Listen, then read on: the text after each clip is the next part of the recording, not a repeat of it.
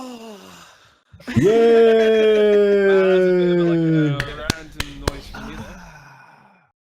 Hello. How is everyone doing today? I need to open up the channel. You need to open up the channel. Oh my word. Look at that chubby face. Oh, you like it? Men of great performance and athleticism on screen right now. Where? Hey, I've been losing weight. Olympics. We could hit the Olympics with these bods, I tell you. Listen, we wouldn't be bad. I think we wouldn't be bad. I think we would be pretty good. The first 20 yards. Like, I I would check my stomach, but no, it's against the Twitch guidelines. You I showing can't your really do stomach. that, you know. Oh yeah, everything downstairs is it's all just going wrong.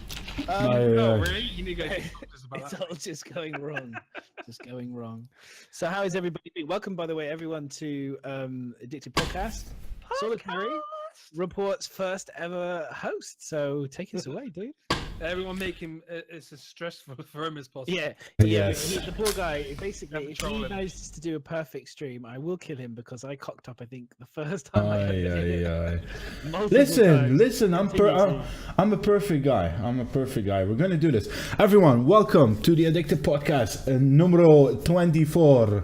With in the middle here, Mr. Little Bit of Madness, the most beautiful man of the south of England. Second most attractive streamer behind Board Gamer. There you go. And on the right side, Mr. Biomechanical, addicted podcast extraordinaire, and also a streamer and overall sexy man. Let's start with what we've done this week, guys, and let's kick it off with a little bit of madness. Well, I think this week I have been doing my latest photo shoot for Star Citizen Streamer of the Month. I have it's a couple. Actually, I think I'm Mr. I'm going to be May. I don't know what you're going to be, Bio. You're going to be. I think you're December, aren't you? You're going to be Citizens December. Are we doing like? Is it a naked? Is this a calendar? Is this a streamer calendar? You were going so well with this, and then you just. Isn't it going to be like? I reckon we should do one. That's actually It's quite a gonna good be idea. for We all should the do lady an streamers out there. We should do an addicted podcast calendar. And we can be in some very funny poses with some shit edited behind us. Over naked body parts, that would be hilarious. Right, okay. So, anyway, this week I've been doing usual stuff like lots of streaming, loads of fighting. I've been testing out heavily countermeasures for missiles and torpedoes, which I think a lot of people, if anyone came to my stream earlier, they would have seen at lunchtime, kind of me dodging a load of torpedoes.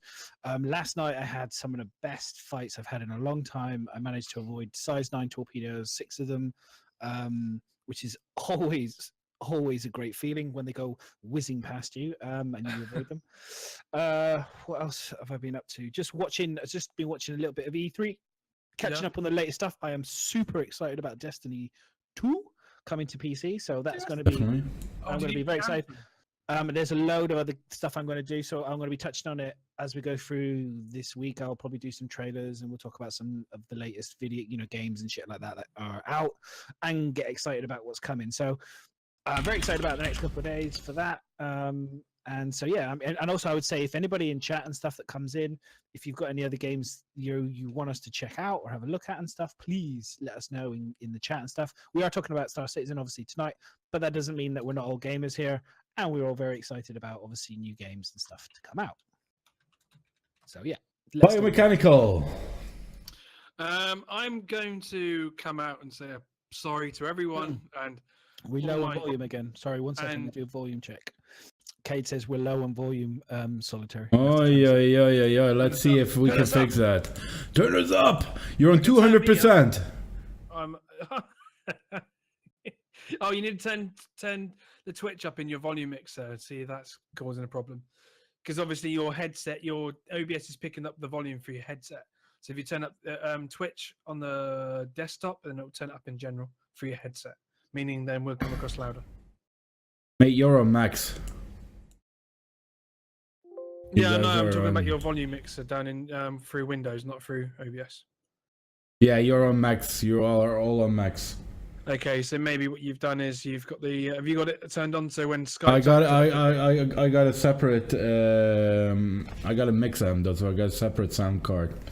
Okay, So maybe it's all my something like that. volumes are on max, and I control the volume with a separate button. Okay, and I just wondered, a did you have, device. with Skype, is it set up so it adjusts the volume automatically to lower everything down?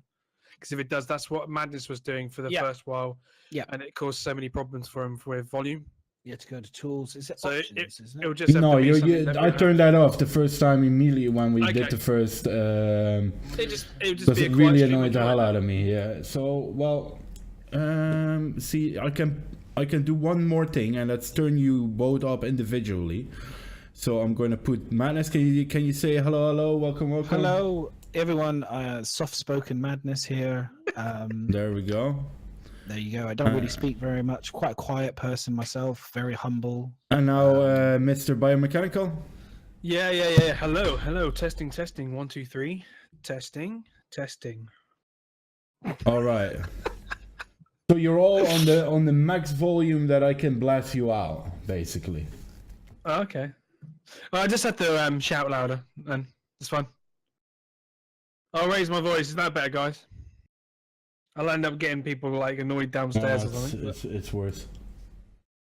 Oh, It's better in terms of levels. There we go. Good stuff. okay. At least that's Very so. nice. My week, I want to start off and say sorry to all my viewers and people that have recently watched me like the week before and come in new. And that last week, literally, I've streamed once. I've had a pretty bad, hectic week. I've been working. I've had my son.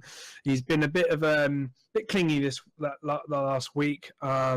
Something's up with him. I don't know what. But anyways, I haven't been able to stream. I've been stressed as well. Been tired. I've been trying to do stuff for the podcast, and I've fallen asleep at my computer chair. Then woken up about 1 in the morning, and then thought I best go to bed. So yes, I apologise. I will be streaming this week. So you will see more of me this week.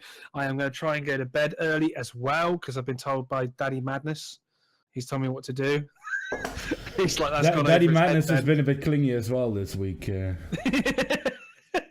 But yes, he's But yes, so I apologise, guys, for that. But yes, No worries at all, man. You know it.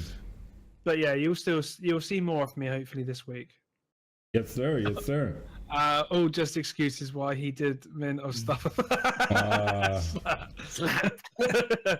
Next time, I had something though. He did. Something he you did, he missed. He did had something we missed. Very precious. This was the linchpin of the entire document tonight. Without this, the whole thing would have fallen apart. So Yeah, definitely. he's done a big job there. And I've got a spinner, by the way. Fidget spinner! Put that fidget spinner away, man. Put that thing away. I swear. I've got that one, and then I got this one. This is my son's. Aye. Fidget spinners are real. Boys, let's kick it off. How about you, Solitary? Yeah, what have you done? About me? I've had a great week, to be honest. And thank you, a little bit of Madness, for introducing me to dogfighting. I think that's where it all started this week. It's a pleasure. It's an absolute pleasure. It's been good, it's been good. Oh, you're right, Bio. I just read what's in chat.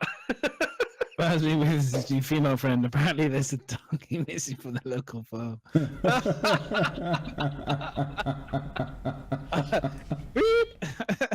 Edit that one. Jesus. How was everything with your female friend? Oh, Don't go there. let's not go there. Let's move on to carry on. Let's get back off of that. Where were we? So the dogfighting, which has been really great. How have you found that? I mean, because you weren't really doing. You're a Star Marine guy, waiting for the logistics side, the cargo side.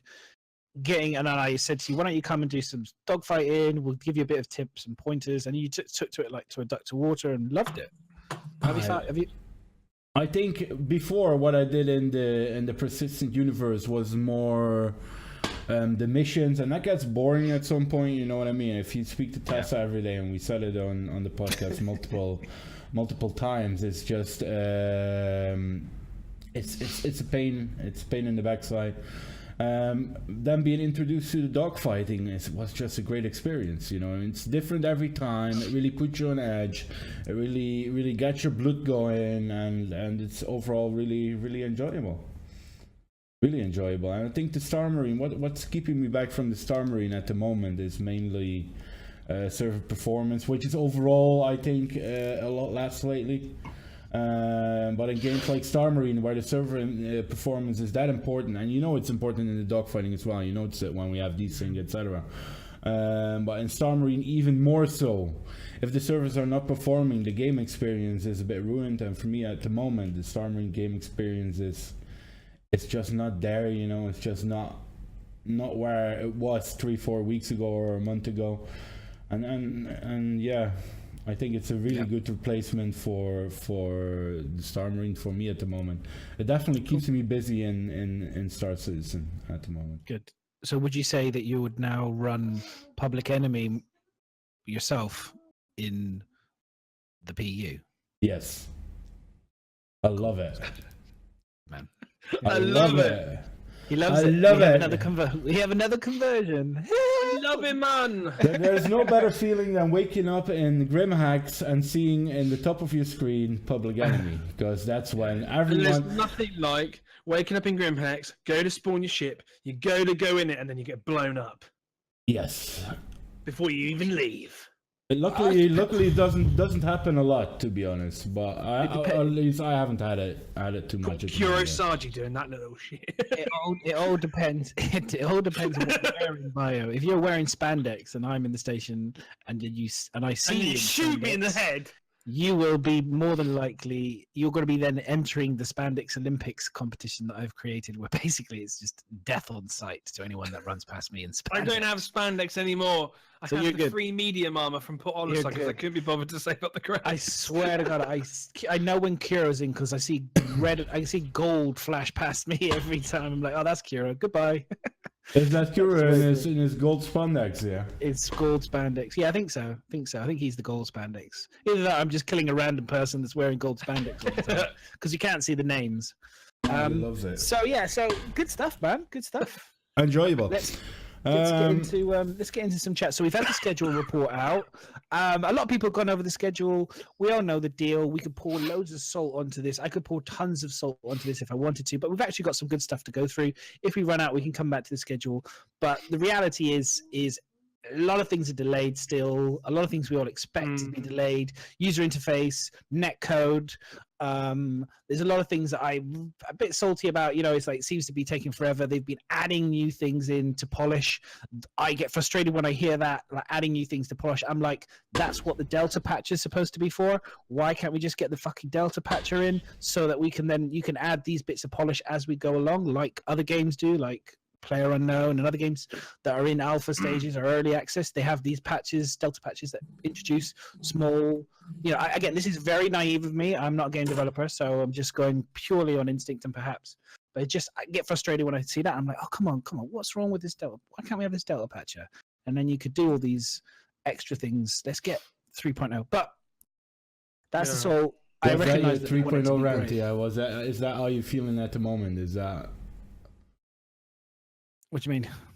It's you feel that it's taking too long. Yeah, I think it's just for me at the moment. It's just like we're in 8 months now. It's going to be a year. I was only joking recently when I said at the beginning of the year or whatever. I joked heavily to say, oh, it'll be released at Gamescom because I thought it would never happen. Guess what? Coming around the corner, fucking Gamescom. Do you know what I mean? And I'm like, if it actually hits Gamescom that 3.0 is being released, for me, this year is being actually, unless it's apps blows my socks off, and I will just hold it. But 2017 will be a disappointment to be so long to then get through, because that means that all that other stuff that we're talking about, 3.1, 3.2, 3.3, I mean, we were talking about getting 4.0 by potentially. Maybe the end of the year if everything was going smoothly. Maybe I don't think that that stuff will come out. Maybe that stuff will come out quicker because if you think about it, historically, if you think of it this way, it's even more. Maybe 3.0 is more completed than we think, right? I think it is. If you think about it, okay, so in a month's time, I have Gamescom where I potentially could attract loads more new players with something new, or do I just give to the people that we've already got, and then hopefully people then will join up in Gamescom because we've got nothing newer to show? Yeah. I know what I would do. I would wait a month, then bring it all out in a month at Gamescom because it's a bigger hit. Well, You this know is what it. it is, guys. If I They've look got at to that it, stage now, haven't they? Where it does potentially, in my head, if I was planning the schedule, I'd be looking at it going exactly like they did like they did something similar at some event or CitizenCon or whatever, and then they said after the thing, and 2.5 is now live, boom, button, and everyone was like, "Wait, let's all get out of this jolly and go play Star Citizen." So I wouldn't be surprised if it does get to that stage. They might just think to themselves, "Yeah, actually, that makes sense. Why not wait another month? We can then add more polish." Well, And then we'll release a Gamescom, and then you know what you it say is, from- guys. it's like because they've got more time now, they're able to add that one of the features that's actually from Squadron 42, aren't they?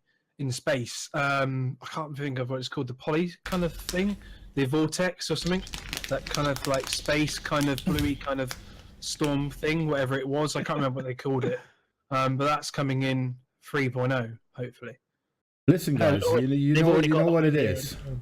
You know what it is. You know, and we've all been longer time backers. I think. Yeah. I don't know when did you start backing album? I've only been doing this I've been a backer for about a year, and I've been following the games pretty much not long after they did the Kickstarter finished. Pretty much. They did So about 8 if I look at it from my perspective, yeah, and I was really bad in the beginning, so I got introduced into the game at the end of 2015 by a colleague and also a friend, and those both together got me into backing the game. And for me, already having the idea, I put in my mind in 2016 we're going to have a full game back in the day. That's how crazy I was. It's a good one, yeah. Yeah, just some people. I've had conversations with other people who were talking about wine before they went. I'm just showing up. Is it Aldea with the wine? Yeah. Yeah, we'd like to discuss. Nice.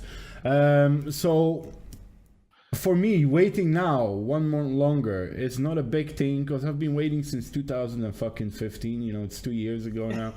I was that optimistic when I backed this game with my first freelancer max package that I thought, oh, this is good. And end of 2016, we're gonna have a full game. I need to buy this game package now, otherwise I will not have the game package on full release. You know what I mean? And it's created a bit of patience. You know what I mean? And I think we got good things coming. I'm not too fussed because I already put in my head the fact that I had the idea that it was going to be end of July, August, so maybe even later. You know what I mean? Yeah. So yeah, no, I think we've all done that. I mean, I thought for 2.5, I came in now in 2.5 expecting to be way more ahead.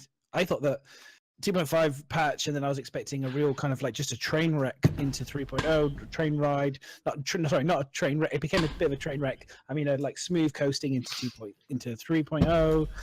You know, I mean, I was expecting April. I was expecting at this point to be looking at 3.3, 3.2 maybe. You know, not barely getting 3.1 and still no planets, but. You know, let's be honest, ATV, we've seen a lot of things they've done and they do look fantastic, which we'll talk about.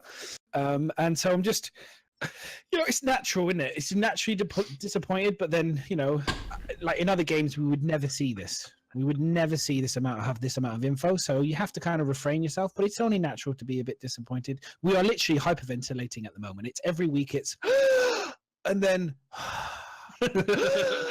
Yeah. Well, that's the trick, madness. you know, That's people the are trick going at to the die on moment. this thing. They're going to have heart attacks.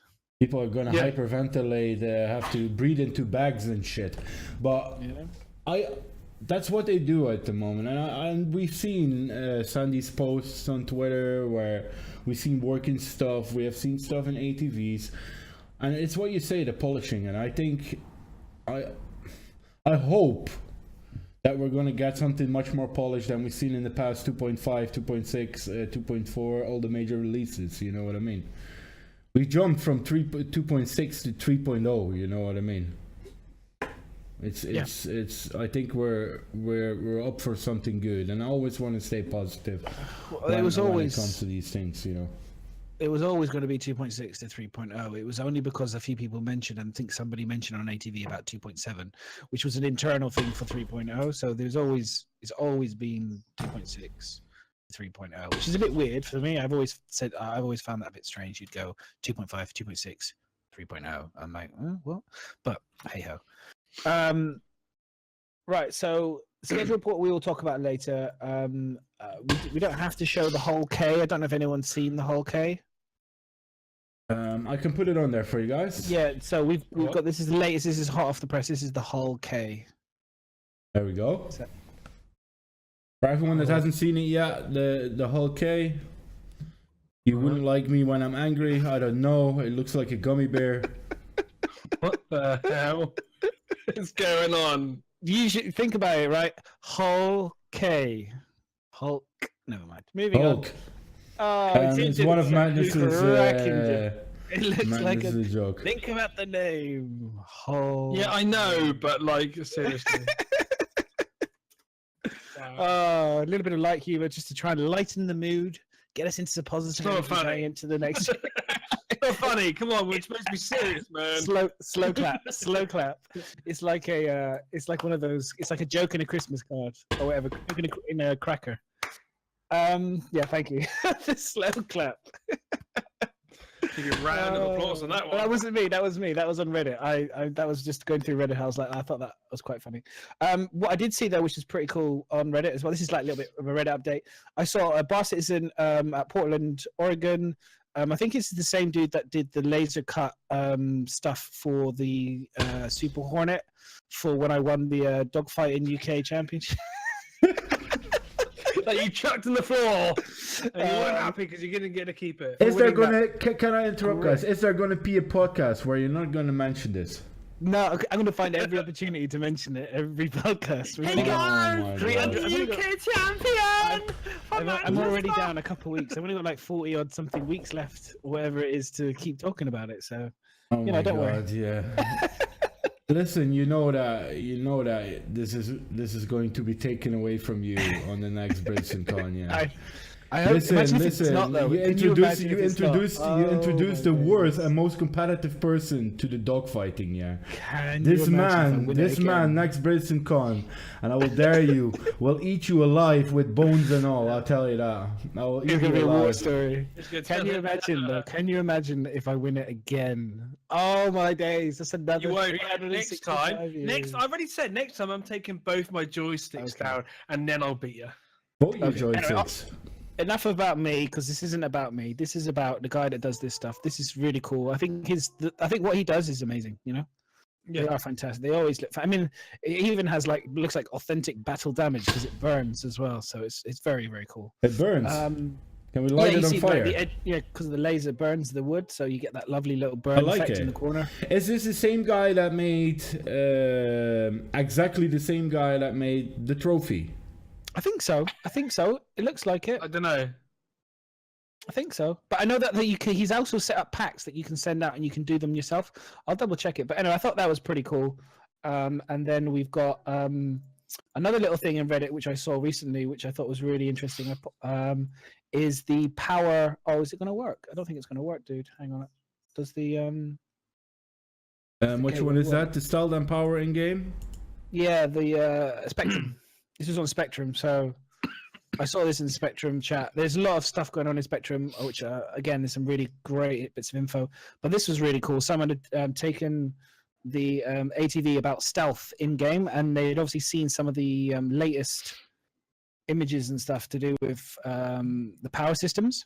And if you notice, I think it's on the one that if you scroll down, hang on, Let me grab it scroll for down. you. Yeah, if you scroll down to the third picture, There you go. there's the stealth bit. So this one shows the it shows that they're actually, talks about power and how you're going to be able to manipulate things. And this is very basic, obviously, and they obviously haven't implemented it yet. But maybe there's a button there. So say, for example, you're in your Saber, you could just press the stealth button, and it'll make your ship fully stealth, possibly.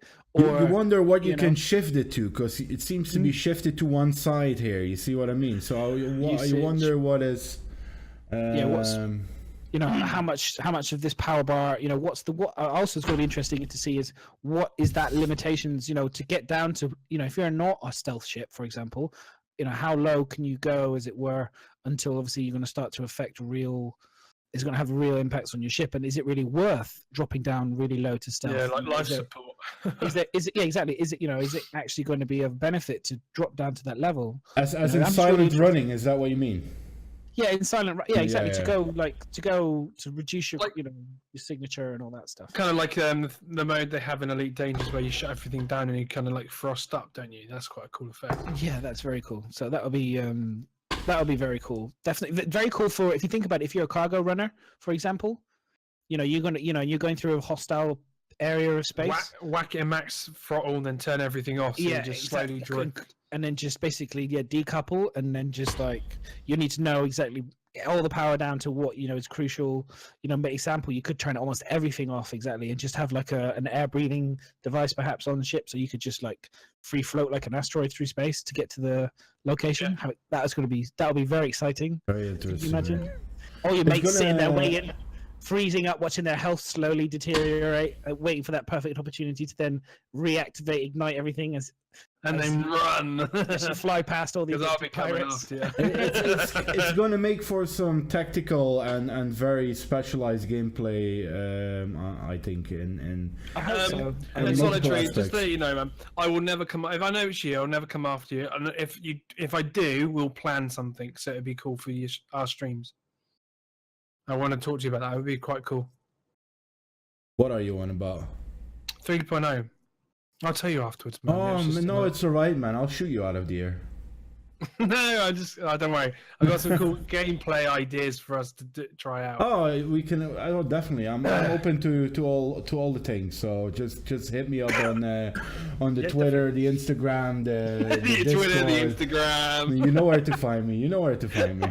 It's a short way of just saying, well, so my Instagram is... I don't do Instagram, by the way. You're not? You should do, man. No, I'm not a fan, man. I'm not a fan.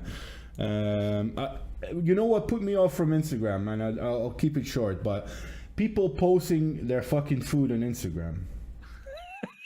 I do not care that you had a fucking sausage on a bun yesterday. You know what I mean? I might care. I might want to know from where they bought the sausage from. Listen, the only pictures that I see is people's food. People been going to the gym. So number one makes me hungry. Number two makes me look at myself and very insecure. You sound like a woman. You sound like a woman. And I'm the only person that posts. On a monthly. The way I look, insecure. Carry on. The only good person that is on Instagram is Super Mac Brothers Ryan. He's posting interesting pictures about his holiday and bar citizens. You know what I mean? I might not be following the right people. Maybe that is my problem. Yeah, But it's then, true. like, even seeing Ryan doing all that, you're like, oh, I wish I had the money and the time. I don't like holidays, man. I'm not a fan. I just love, just because we're slightly off topic, but I'll just add my little. What I love is that there was somebody did a really funny video where they took photos of themselves, and it looked as if they were on holiday and having a really great time. But actually, then they showed the pictures of they're putting like pieces of card of like sets behind them, and then like, the mate was standing next to with like a bucket of water and like throwing the water over them and things like that, just to try and like pretending to, like they're on holiday. And it looked genuinely, you would have no idea. So personally, it's like fake news to me. I'm all that not stuff. a fan either. I don't know if you guys. I think you guys have seen the video where I had a fire in my apartment block, and the only thing I was moaning about the fact that I couldn't play video games. The whole video in the background, and I didn't notice it myself. And someone told me afterwards, said, "Bram, the only thing that you're moaning about in the whole video in the background is the fact that you can't play video games." Not like you could have lost all your equipment. Well, I'm insured for that anyway. But sorry for that. Sorry for that sidetrack Yeah, there. but you wouldn't be insured if you, because I knowing you think, oh no, I'm insured, but I want to get my stuff out. See you like running through your corridor, like with your computer in your hands, going, no. No, it's. I'm glad that no one was hurt in the Whilst fire. looking at Instagram, looking at all the pictures. Okay, so back onto the topic of Star Citizen, which is what everyone's here for, rather than our fabulous information. Oh, Instagram. That Instagram, because I do love Instagram, and I tell you what, I will follow you, Saul, and you can follow me on Instagram, dude. Oh, gladly. I'll make sure I send you pictures of what I'm eating on a regular basis. No, that's right. And where I'm holidaying. I'll send you some nice pictures of me as well. Dying on the gym. Yeah, they need to know why you're late for stream sometimes. So normally it's because of food, you know, Well, it's that or masturbation, but it's one of or the two. having a good shit on the toilet. Having a quick knocking one out. But You know what it is? I tend to not do that before stream. Right, let's shut up. Let's talk about. I need the horn. Can we move on? We've got There you go. the Reddit Star Citizen in the UK. I don't know. Obviously, in America, things are different. But in the UK, the Foundry 42 had to release their finances. So if anyone is interested, there is the link. You can see how much money they are spending of all hard-earned publishing money. You know, so you get to see how much money they've increased on. Obviously, it's gone up. Their expenditure has gone up tremendously because, well, they've been hiring a shitload of staff. Okay, so feel free to check it out. It's on Reddit. It's really interesting read if you're interested in that type of thing. I think, you know, generally it just shows that they're just spending more money because, well, they've got more staff. Yeah. Surprise, surprise. Staff cost money. Good staff costs a lot of money. If you're interested to know how much average game developer of a senior kind of level earns in Manchester, it appears to be about $57,000. Where can I apply? Which is pretty good. If you're kind of, that seems pretty decent. You know. Okay, so then deserve the it. next thing I wanted to talk about is the Hornet F7. There's a picture. Somebody was asking a question about will we get the F7 in game, and I was like, well, I don't believe you can. Does anyone know if you can? Have they changed anything on this? Because from my understanding, you won't be able to fly the military, the F7 in game, other than in Squadron 42. And they did say, they have said that if you do really well in the campaign, you will potentially be able to unlock this ship. So I'm That is curious to know interesting. what level of good do you have to be in order to unlock this? Do you know what I mean? So for all the Hornet people out there, that could be quite a thing to try and achieve, to want to get the F7. Or will it be? Do you think it'll be really easy? And there's just be loads of F7As flying It'll be around, something probably like you're gonna have to like get top on everything, top scores of everything. which is going to be good, I think, because that will mean that people will grind hard for some of these things. Yeah, it means They should that do more people of have to. It'll bring on the repeatness of missions of Squadron 42 to get like the highest scores. But I'm glad I'm going pirate because I don't like the Hornet. Well, yeah, Maybe a stupid question from me. I've never looked into the Hornets too much, as I'm not too much of a fan of the smaller fighter ships. It started to grow on me, etc. But still, the Hornet is still something that I would not see as the first ship of choice, as you guys know. And then I'm looking and getting a Saber. What is special about the F7A compared to all the other models? this is the military one, so this is like the badass one. Better shielding, better armoring. Better armor, better gun, better armor. This is just better. generally. The only thing what all Hornets have got going for them is their shields are amazing. For the amount of tank they've got, yes. Yeah, Because they've got it all takes that you a tank while to and get their through their shields. shield. Yeah. I mean, depends. If what you fight a Hornet against a Saber, you got more chance of the Hornet winning. It depends who's flying. Yes, again, I've always said this. You take an average pilot, put them into a Super Hornet, you get a good player. You take an average pilot, put them into a Saber, you get a bad player. The Saber is very unforgiving for average players. The Super Hornet, it masks a lot of bad flying because it's got so much tank. You know, it's very that's the best. I always think that's the best analogy. But a good Saber pilot will shred a Hornet. Medium average Hornet pilot. You have to be very good Hornet pilot, and even then, because of the maneuverability of the Saber, if you're really good at kiting and getting around things, like I said, if you look at the leaderboards in battle royale, you'll see that the top two ships are a Super Hornet and a Saber. If you look at the top 10, it's pretty much split 50-50 between Saber and Hornet. That's because of I think personal preferences. I think because some people like the tank and some people like to fly. I mean, I know. Don't you think it is the popularity? Don't you think it has to do with that the Hornet is always presented as one of the first ships of Star Citizen? You know what I mean? It's always been the flagship of the game, basically. Yeah. Well, I've always said that Chris Roberts is a bit of, yeah, they clearly are fanboys for the Hornet. I think the Hornet for me always feels like it's the Battlestar Galactica kind of ship. If I was to the styling of it always feels, to me, reminds me a lot of the Battlestar Galactica kind of Earth ships. So I can kind of understand that kind of nostalgic. I think it's a bit of a nostalgia thing as well, like you were saying. So, but the truth is, the Super Hornet is freaking tanky. It's got very good shields, huge amount. It's got 35% ballistic resistance. It's a hard ship, and like I said, it's very, very easy to step into a Super Hornet and feel like you're a good pilot. I've seen many pilots step away from the Super Hornet, go into a Sabre. I could list a few. Oxford was one.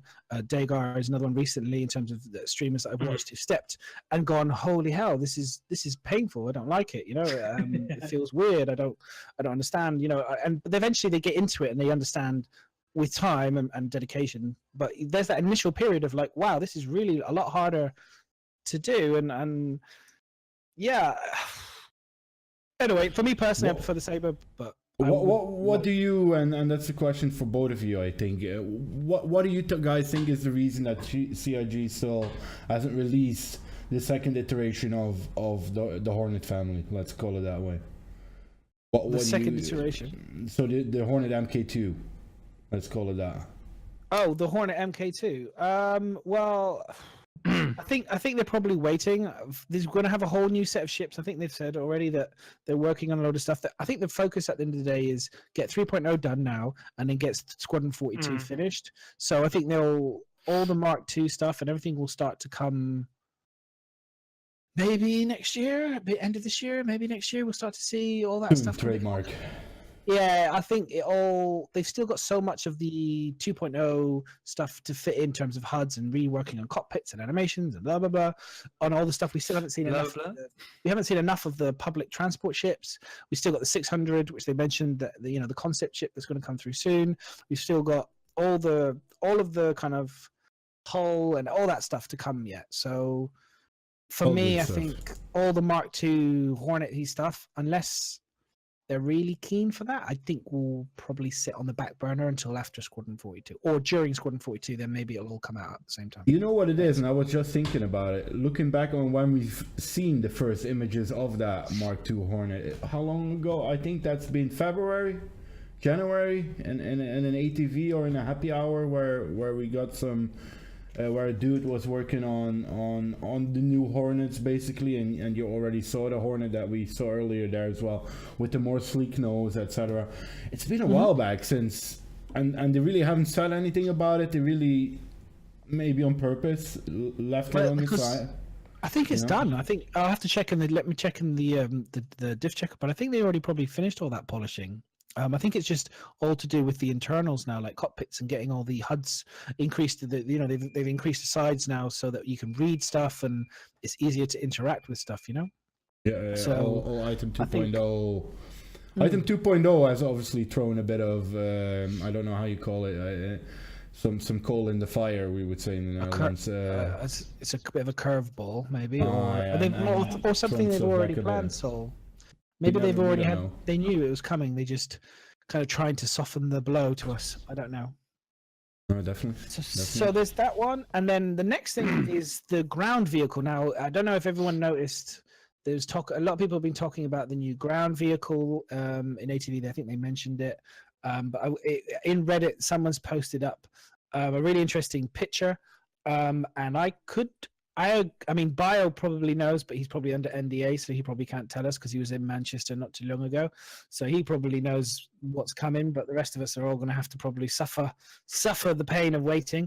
So I personally think this person could be spot on. It could be a Xi'an vehicle called the Nox, which no comment. Which could be the Xi'an Nox, and there's a picture of it there. And he said, "This is the only picture I've got." So. Is this possible? Do we think? Could this be the ground-based vehicle? Could this also be? Are we going to see more manufactured Xi'an ships coming forward? Transport ships and maybe no combat ships. They could be a load of civilian. Could be anything by the looks of it. It could be something to scoop poop. It's very unclear what this is. Can we really say okay? this is going to be a ground vehicle. Are we not sure this is going to be something that is part of a ship, or it looks like a cockpit part of some sort, in my opinion, you know what I mean? I don't know. Yeah, I think that's quite. I mean, we know it's going to be a motorbike or that kind of a vehicle of some kind. You know, it's kind of. Who got this picture, anyways? Was this on the ATV? Was it? It's on Reddit. This was probably from one of the ATVs. I think someone's. Isn't that the new caught weapon it in the background? Isn't that the new gun? Look out! No, because the new gun is different. That's the Max Ox Neutrons. I've got the picture. If you go, Yeah, that's what I'm on about it. But yeah, that just doesn't look like a vehicle that at all. By the way, It could be. Then It could- looks a bit I like a don't pod tru- I racer. don't trust the word that's coming out of your mouth, Bio, right now. You could be totally deflecting. no, it's really hard to tell with the It's like glow.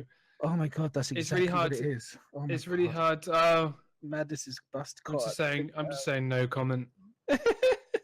He's like, oh my god. It could be anything for sure. But who knows? Eh? No, I'm just looking at it now, and you can see the kind of a layout of a motorbike if you look very closely. Yeah, exactly. It's got like kind of Because thing. that So- bit on that blue thing on the side looks like the exhaust. Yeah, that's what I'm thinking. So I'm thinking that could be. I mean, it could be it. So yeah, I was interested to hear what you guys think. I'm hoping they do a motorbike. I hope it's like a Mad Max's style kind of nomadic, kind of really cool motorbike. That's the You way know I- what it looks like for me? If I in first glance, it's either a part of a cockpit. That's one. It's either it looks like some sort of a dune buggy, and I get a bit of a vibe of a pod racer Could be somewhere as well. That could be a Dune buggy. That would be pretty sick, actually. If it was kind of like a cool Dune buggy, that would be pretty sexy, actually. Like really cool, big oversized wheels or something. You know, like The moon that would be vehicle or something like like that. with a two-seater kind of like big exhausts, or maybe it could be like a one-seater kind of like the cockpit opens and you just get in like a bit like how you get into the glaives and stuff, and you kind of sit facing forward and then that canopy goes over the top of you, and it could have massive wheels. You don't have any idea of scale, do you? You have no idea if that's a big or small. But that's what I was saying. it's- It could be anything. It could be a part of a cockpit. It could be what Bio says. It could be some sort of a motorbikey kind of thing. Even what Henrik says in chat, it seems like could an be early early. Dragonfly. Yeah, You I don't don't- know. You really don't know. I don't think so. But those exhausts, those little sexy. Do little we know exhausts you see on where screen- this picture is taken from and what timestamp? I this can has get you the been? link. I can get you a link. This is new. This was in Reddit this week, so this is new. So this is very new. This is not. Is this old. out of the You last can find it. ATV or Must have whatever? been, or- yeah, it must have been at the most recent ATV in the background or something, but you don't even notice it's there. Yeah. Some clever person's got a massive TV and has just seen it. Yeah, but then you probably find that was intentional. Like, CAG will never have anything in the background that shouldn't be displayed. Well, they missed. I know this because historically they've missed mentioned things. they've mentioned this down in when I did the tour. They like to put it's like an Easter egg. It's like a little thing to figure out and find and guess on, and makes you wonder, and makes you think. They love doing that kind of thing, especially the UK team, especially. It could be love it. what Bio says. It's obviously, and you've seen it what they did with what was the latest stealth ship called again? The Eclipse? The Eclipse. You've seen how they threw that picture on Twitter, took it off again, just to get our heads spinning. Everyone went wild on that picture with the danger sign, please do not enter. Everyone got completely aroused and completely over these pictures, and they've seen it worked, and it worked before. It keeps it's all a psychological game at the end of the day as well, showing what Bio said, showing bits here and there. We start talking about it on shows like this or on podcasts. People are going to discuss it. A mouse turns into an elephant. You know what I mean? It's a trick as well. That's what the whole development of this game has been based on. Speculations, theory crafting, and us Putting the imagination into you. yeah. I putting our agree with imagination you. in. I agree with you. So I think you're right. I think most 90% of it is planned, definitely. But I do think that there's probably a little bit of that sneaks through without them realizing. Like all sorts of things get through. I think sometimes we get these really long delays on stuff. I sometimes think that's because the guy's having to go through every one of these bits with a fine tooth comb to try and find the bits that maybe weren't supposed to see in the background. And I wouldn't be surprised if they do miss the odd bit here and there. And then facepalm the next day when they've gone, oh my God. Do you know how I can know it's staged? Everything is staged for that reason. Why? Because they have got a room in the UK specifically for ATV. Are you allowed to talk about this? I'm pretty sure I'm allowed to say they've got a room for ATVs. Yes. No, hang on. They've got a room for ATV. When you say ATVs, you mean when they do the interviews, or when they do any interview or specially made for around the verse, they do it in there. Yeah, but we're talking about when they're filming in studios. Yeah, but they have monitors and everything in there, so they can show everything they're doing within that room. Oh, so you mean they basically created some sort of a workspace, a set, fake workspace? So they're thinking. So when they capture these videos, there's no way they'll deliberately, accidentally let something loose in the background. So you saying that they know ATV for Manchester is coming. They say, okay, Harry and Johnny, you guys go sit in that room, open up a couple of 3D Max files or whatever, and we're gonna film this like we are going to the office, but you're basically sitting in a spare room. Is that what you're saying? No, I'm just saying, like with the thing in the background, I'm just saying that they won't deliberately, they won't accidentally forget it's there. They will know that's in the shot. That's what I'm trying to say. So whether it's staged or not, whether they just know, that's fine, we can give them a sneak preview. I'm going to go with you've actually witnessed it, Bio. So at the end of the day, I just know that people miss things.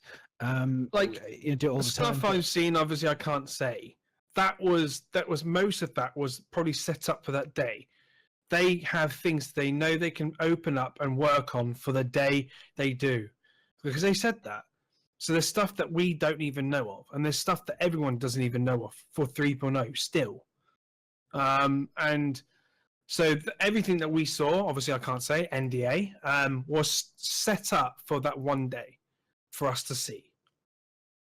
So which is fair enough. You know what I mean? So for ATVs, it's exactly the same. They just got more time to set it up. Okay. So, perfect. So, speaking of ATV, let's start delving into what we've seen in the ATV this week. Yes. So, starting with the traffic controller sprint. Bannis, you wanna kick that one off, and I'll make sure you have a beautiful picture next to that. In the house. In the house. Well, I mean, we'll touch on things, and if we feel there's a conversation going nicely, we'll talk about it. If not, we'll move on nicely, because I think we've got some. We got a lot to talk about. There's a lot of good things. Now, okay, I'm not touching on the Gladius cockpit there because it just triggering me all over. But this is just to talk about how they're actually going to have what appears to be now another way of slowing us down to land. Yeah. Which is, and I'm interested to see what people's thoughts are on this, because now it's like we have to request to land, take off, all this type of stuff. Now I'm wondering. Now this is where I was thinking about this, because I was like, right, okay, I'm Public Enemy, and now this is where I know that I have to see what the platforms are going to be like, and is there going to be a quick landing pad that I'm going to be able to fly to? Because at the moment, I need to be able to get in, land, get my shit on me really quick, repaired before some pussy comes in and tries to blow me up on pad because he's got no skill and can't fight me. And so for me, it's like, if I'm then having to say request landing and then go, okay, oh god, it's like waiting for a pee, you know what I mean? Like, you know what I mean? Before you get all stressed out about it, right? I'm not getting stressed, I'm just with Grim Hex or anything like the zones, I think you're so much of a criminal that you're just going to be able to whip down a land. Even in Port Olisar right now, you could probably let them down. The only thing this is for is, I suppose, that you could just drop down there and land, but then you're most likely going to get in trouble with the security. Yeah. it's that this is bringing in what's it called, traffic control. They need to bring that in because people are literally leaving their ships on a platform and no one can play the game when they join the server because there's too many ships out. So they're trying to make a way. They're trying to think of ways. How's that going to stop? How's that going to stop people leaving ships on pads? Aye. I'm not saying it's not. I'm just saying this way is another way of having more traffic control. I So get you the traffic have to control, request, but I then don't think land, it's and then You and know then what I after a think while it they is, will remove it. guys? They've said in previous ATV a couple of weeks back that all of this is also you're going to be able to bind this to a keybind. My So- keyboard's going to have to be huge, Sol, for all these Oh keyboards. yes, may I totally agree with you. I have to have a But- memory and like th- an elephant to remember half of these keyboards. This is something I said, and that I'm really would love to see in the game. If I go to a certain place in the galaxy, no matter what it is, where it is, to a certain station, and I have a big ship, a Banu Merchantman, a Polaris, etc., and I'm saying Banu again. But you want to be able to put your big ship on a pad somewhere and hang out in your ship as well. So I hope they're not gonna make it in such a way that we are not able to keep our ships on landing pads either. You know what I mean? I think that there will. I think there'll just be a certain amount of time because they want to allow other players to kind. I think it'll be to the moment where you'll probably get like the only way I can think they can do it is like you get a notification saying, "Look, someone wants to spawn their ship.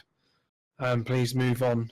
Or But how are you going to do this, Bio? If I want to stay at a place for 2 hours or 3 hours because I have Yeah, maybe business you- there, where does my ship go? Maybe it instances out. I think that would be a good way to do it. yeah, I you think know? that we're planning on making it so it kind of goes into like a hangar kind of thing, doesn't it? Well, that is still out in space, but it's instanced out, for example, so that someone else can land on that same pad, but he's in a different instance or a different. I think these are the points when you have to remember it's a computer game and not real life, and they just need to just make things disappear. Do you know what I mean? Yeah. But that's what I This is mean the with the reality. instance. It turns into an Yeah, instance. but where would the instant end? You imagine that you both If you happen walk to off the take pad- at the same time, and then you both you wa- appear in one another. If you walk off the pad, so the pad is an It's instance. complicated. It's very complicated. But the pad could be an instance, and as soon as you walk out of it into the space station, you're back into the general lobby where 40, 50, 60, 100 other people are. And as soon as you walk Yeah. into that instance again, there could be 20 of the same people that are not in your group. So I think if you're grouped, it's different, you know what I mean? But that are not in your group, that walk towards pad number 20, go into that instance part where only their ship is. You know, I think that would be a good solution. We've seen it in other games before where it happens like that, you know what I mean?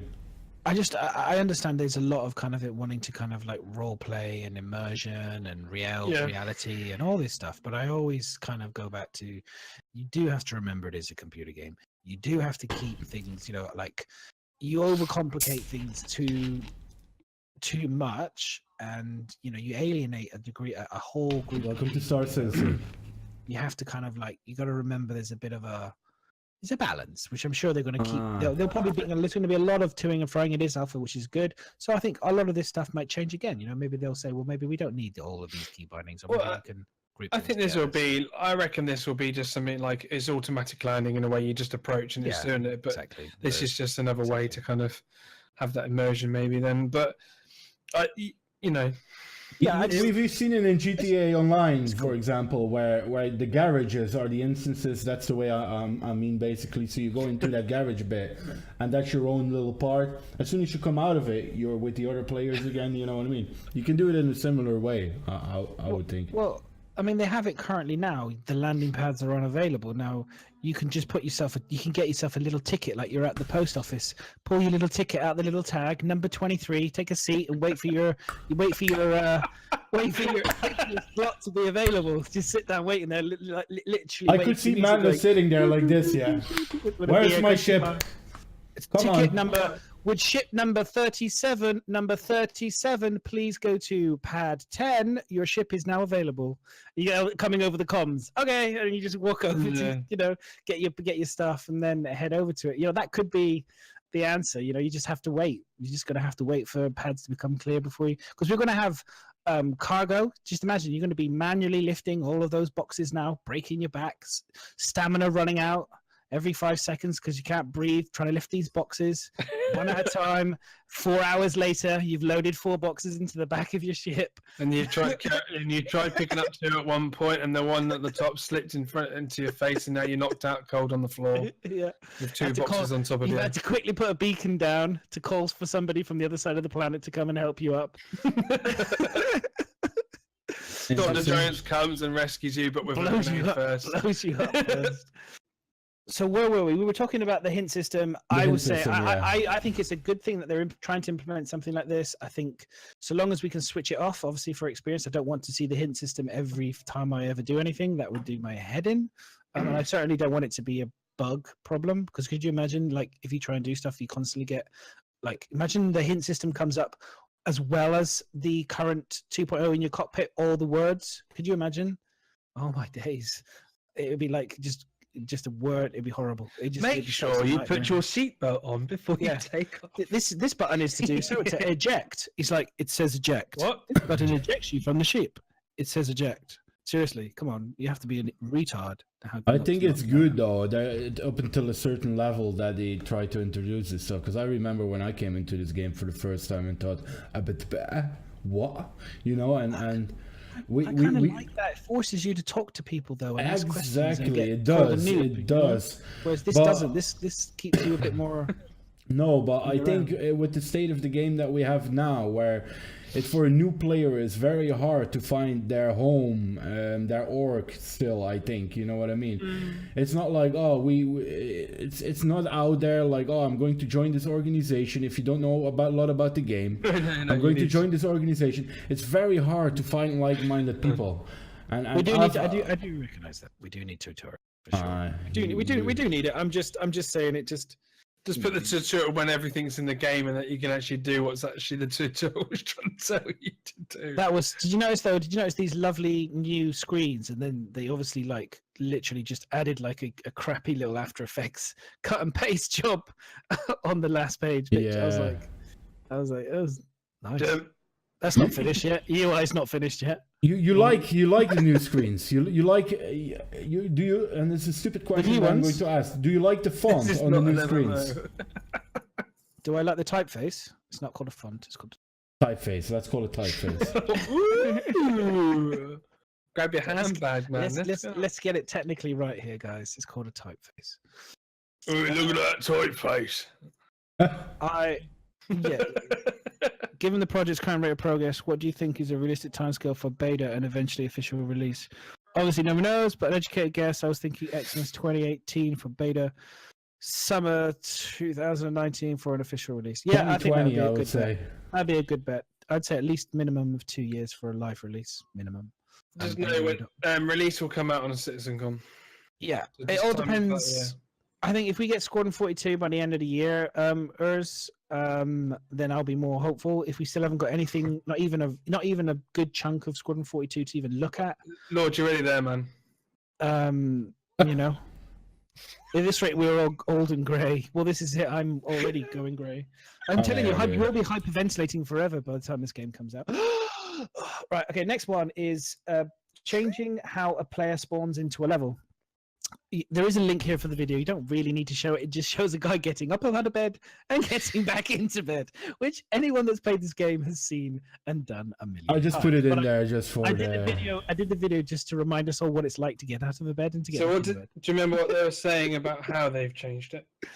Yes, of course. They've added Harry Potter port keys to every type of instance imaginable. So you'll be able to spawn in lots of different locations. For example, in your ship. So this will probably lead to when you log out of a game, you'll go to sleep in your ship, and that'll be the safe place to log out. If you don't, you'll probably have a chunk of time where your ship is left floating around where people can steal it and nick your shit. This would be my guess. So this is to allow people to spawn. This is to allow people to spawn on capital ships and things like that. I'm going to say nicely, like, please, guys, do not sleep in your bed and just leave your ships on a planet somewhere full of cargo. I will not touch them.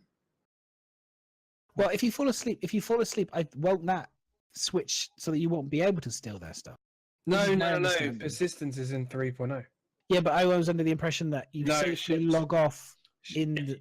If you leave your ship on a moon full Yeah. of cargo Yeah. and you leave it there, Yeah. then it stays there. Are you sure? Because that seems pretty hard. I'm going to say this. That seems pretty harsh for people that have real lives and children and things like that. Because can you imagine You have to fly your not ship being back. able to? Yeah, you got to fly. You could be in the how long? We don't know. I'm guessing here. Let's just say it takes you 5-6 minutes to go to the nearest place where you can safely put your ship in a hangar bay. That you might have an emergency. You might have something important to do. So you're just going to suffer losing all that shit just because Imagine people the neighbor with, next door is burning down their house. I thought they were saying that, Miz, but then they said eventually it will actually stay there longer. The whole point of it is it goes straight. Yeah, I think it should go away. I think it should have a little bit of a timer on They- it to stop people being able to not be. Depends Like, imagine on I'm what destroying perspective, you guys. and you go to sleep and then your ship disappears. You have to have a length of time, but it would have to be a sensible length of time, like a minute, for example. Would be for me would be a sensible. But it's length just of time. like it's one of those things. Like if you know for well, like within an hour you've got to go off, but you ain't got enough time to do like you try and force a big cargo on, then it's your own fault. Yeah, exactly. You'd have Well- ships everywhere. They won't do it they'll make the ships disappear. I think it will be like they just need to make it so it's a sensible length of time to give people the opportunity to not log out in the mid, like rage quit, Guys, or have just jump out the you- seat and go to sleep. Have you thought about this one? How are you going to do this with ships like Idrises, Javelins that are supposed to be persistent in the universe? Well, I think that's going to be they might have to operate on a different system then, so they will be permanently persistent. You know what I mean? You won't be able to ever have them. Because that would be a You'll good have- one. That would I make think- a pilot of a Javelin jump into his bed while a flock of pirates is attacking him Yeah. and the ship disappears a minute disappears. later. Yeah. Maybe the it's- size of the ship was related to how long the persistence lasts for. So the bigger the ship, it lasts for a hell of a lot longer. for Maybe example. when you're in combat, you cannot. The ship does not disappear as soon as you jump into your bed. That would be a good solution to such a thing. You know what I mean? Yeah, And to that would be good. Yeah, to that'd be good. Yep. prevent Combat stops people you. Yep. rage quitting or basically doing that to protect That would be a- themselves. That would be a sound solution, I think, is if you did that. Whereas if you're in combat, you're not able to jump, you're not able to sleep to switch off the ship. You have to get away safely, and then Or you have maybe to certain escape. zones in space where you cannot do it as well. For example, PvP areas, or you know what I Yep. mean. So if you're an Exoport Olazar, you can do that and it yeah. logs you out. But if you're in an asteroid belt near Grim Hacks, you cannot do that. For example, it's all rather confusing. It is all rather confusing. I'm guessing we're all just throwing Definitely. things like that up in the air. I think we're doing exactly what they're probably doing. Where they probably sit in meeting rooms again, like I say, doing all this, chatting about this stuff, and putting things on big whiteboards, writing things down and stuff. So I'm sure they've gone over this, and someone said a simple thing like. But I think I agree with Saul. I think very simple solution is if you're engaged in combat, you cannot go to sleep. You have to get away safe before you can go to sleep, and you have to get out of a system. It'd be a Yeah, cooldown you can period, see that, cooldown like, period. in an instant fight. Yeah, let's quickly get in the Oh, beds. I'm losing. Quick, someone! I'm going to quickly jump out, put it on, zoom away, and go to sleep. So there'll have to be a timer I'm on. I'm hoping, no offense, I'm hoping they do put all ships persistent in the universe all the time. Apart from when you have to log off and you log off correctly, and then I yes, it will would go. like to see it with the But I bigger just think- ships. It's I think if they're going down the full immersion route, then it's going to have to be that way. my immersion. I don't know. Oh, yeah, maybe. I mean, maybe. I guess. So you find a ship like just floating in darkness, and then you go on there, and everyone's asleep. I mean, it is Like, possible. yeah, bang! When I play- Bang. I shoot them all dead, It's or drag them off create and chuck them in like that. space. It's created is like that, where they have, you build a base and it's permanently there, and the things that are in the base are permanently there, and people can come along when you're sleeping. I think Ark is the same, and you can steal your shit when you're asleep. It kind of pisses off a lot of people though, and you get a lot of soldy players. So I'm not sure. We used to leave our ships in our POS in Eve in wormholes as well. So I'm just wondering where do you find the middle line, the fine line? I would love to see big ships for persistent in space, because it makes tactics for pirates to try and get them pirate Idrises for UEE people to get them. You know, there is some special gameplay to be found in there. Looking at it from the other side, I wouldn't like my banner to be floating in space when I'm snoring away here 2 meters. You know what I mean? It's tough. Where do you draw the middle line in immersion and what Bio says, where people have to log out? You know what I mean? I can see both sides of the story, you know what I mean? I would love to see things 24/7, for example, fleets of javelins, etc., Idrises, that sort of things. It's hard to please everyone. Let's say it that way. Yeah, exactly. When you log off, do you leave the world or stay there like the Ark? This is what we were this is exactly what we were discussing. It's a really big, interesting. They've talked about this in a lot of their like questions for the chairman and the table and the round table, all that kind of stuff. I think they don't quite know yet 100%. I think Tony Z's talked a lot about it. I think they like the idea of obviously having persistence, like Bio said. But I also think they're aware that you are going to have protect. People are going to want to log off. People have got real lives, unfortunately. As much as we love Star Citizen, and we would love to be in it all the time, and there will be some who will, do that. But most of us will have other things to do in our real lives, which will interfere, sadly. So Damn you. You might be on a cargo run, and realistically, you don't want to go away and panicking in your car as you're driving to pick up your kid. All you're thinking about when your kid's in the back seat, I've got to get back. I've got to get back to my ship, so I don't lose all my shit. And then it's not really a safe environment for your child to be in when you're driving a car at 90 miles an hour at 30 mile an hour zone to get back because your ship is in a persistence. Do you know what I mean? I think. I don't really want to see the headlines killed my baby, because I was racing to do persistence. I don't think they'd like that. I don't think it'd make good. What you could do as well, and it's an example that I take out of GTA again, I'm sorry about that, but you have some sort of a ghost mode, a safe mode. You're still visible, but people cannot attack you, maybe in a way you can do it that way. Miserable G is going to make his own show, by the way, guys. He's off to make his own show. Yeah, Miz was he just couldn't quite make it in time, bless him, tonight. I think he was Jürgen. He was trying to get back from his Jürgen to make it on this evening. Don't think he could make it. So that's a long one. I think we're going to see how that one outpans. The next thing is, if people want to carry on, we can carry on talking about it. But I think we're kind of just going to keep. We'll keep the flow going, boys. Really. We'll keep the flow going. We've got they've done progress on the implementation of the mission broker and manager, and I call this the Pip-Boy 2000 or whatever it was. The Pip-Boy Star Citizen. Fallout, yeah. Yeah, there's another little bit more about this later on as well, but this is the mission manager, so this is just to show mission manager. But I actually looked at this and I was like, that is a sexy HUD display. Oh, yes. And by the looks of it, the cargo, etc. is implemented in there as well. Do you see the icons in the bottom? I'll tell you what, why don't we drop down and we can go to, because we're talking about the UI. I should have put this up a bit further up, but let's go right down to the 125, dude. And we've got the UI, new features for the Moby Glass. So let's just open that one up straight after this. Bear with me. It's 125 on the left-hand side, dude. 125 on the left-hand side. I'm on it, my good sir. Here we go. So this shows the UI and how they're going to implement it and their plans are for it in terms of making the Moby Glass be able to do customizations to your characters as well, which I think is awesome. I'm also interested to see if they're going to implement Spectrum, which I imagine they will do. I think does one of the logos look like it was Spectrum? I'm not sure. I'm interested to see if they're going to implement. You know this what makes on your iPad as well? Like I said, this could potentially go on your iPad. You know what makes this really cool, Manus? The fact that you could be wearing your civilian clothes, still have this Holo Watch or whatever you want to call it, and still be able to interact with it without having the helmet on. You know what I mean? I think this is going to be our main tool in the game. This is going to be where everything is going to be launched from, say, Spectrum,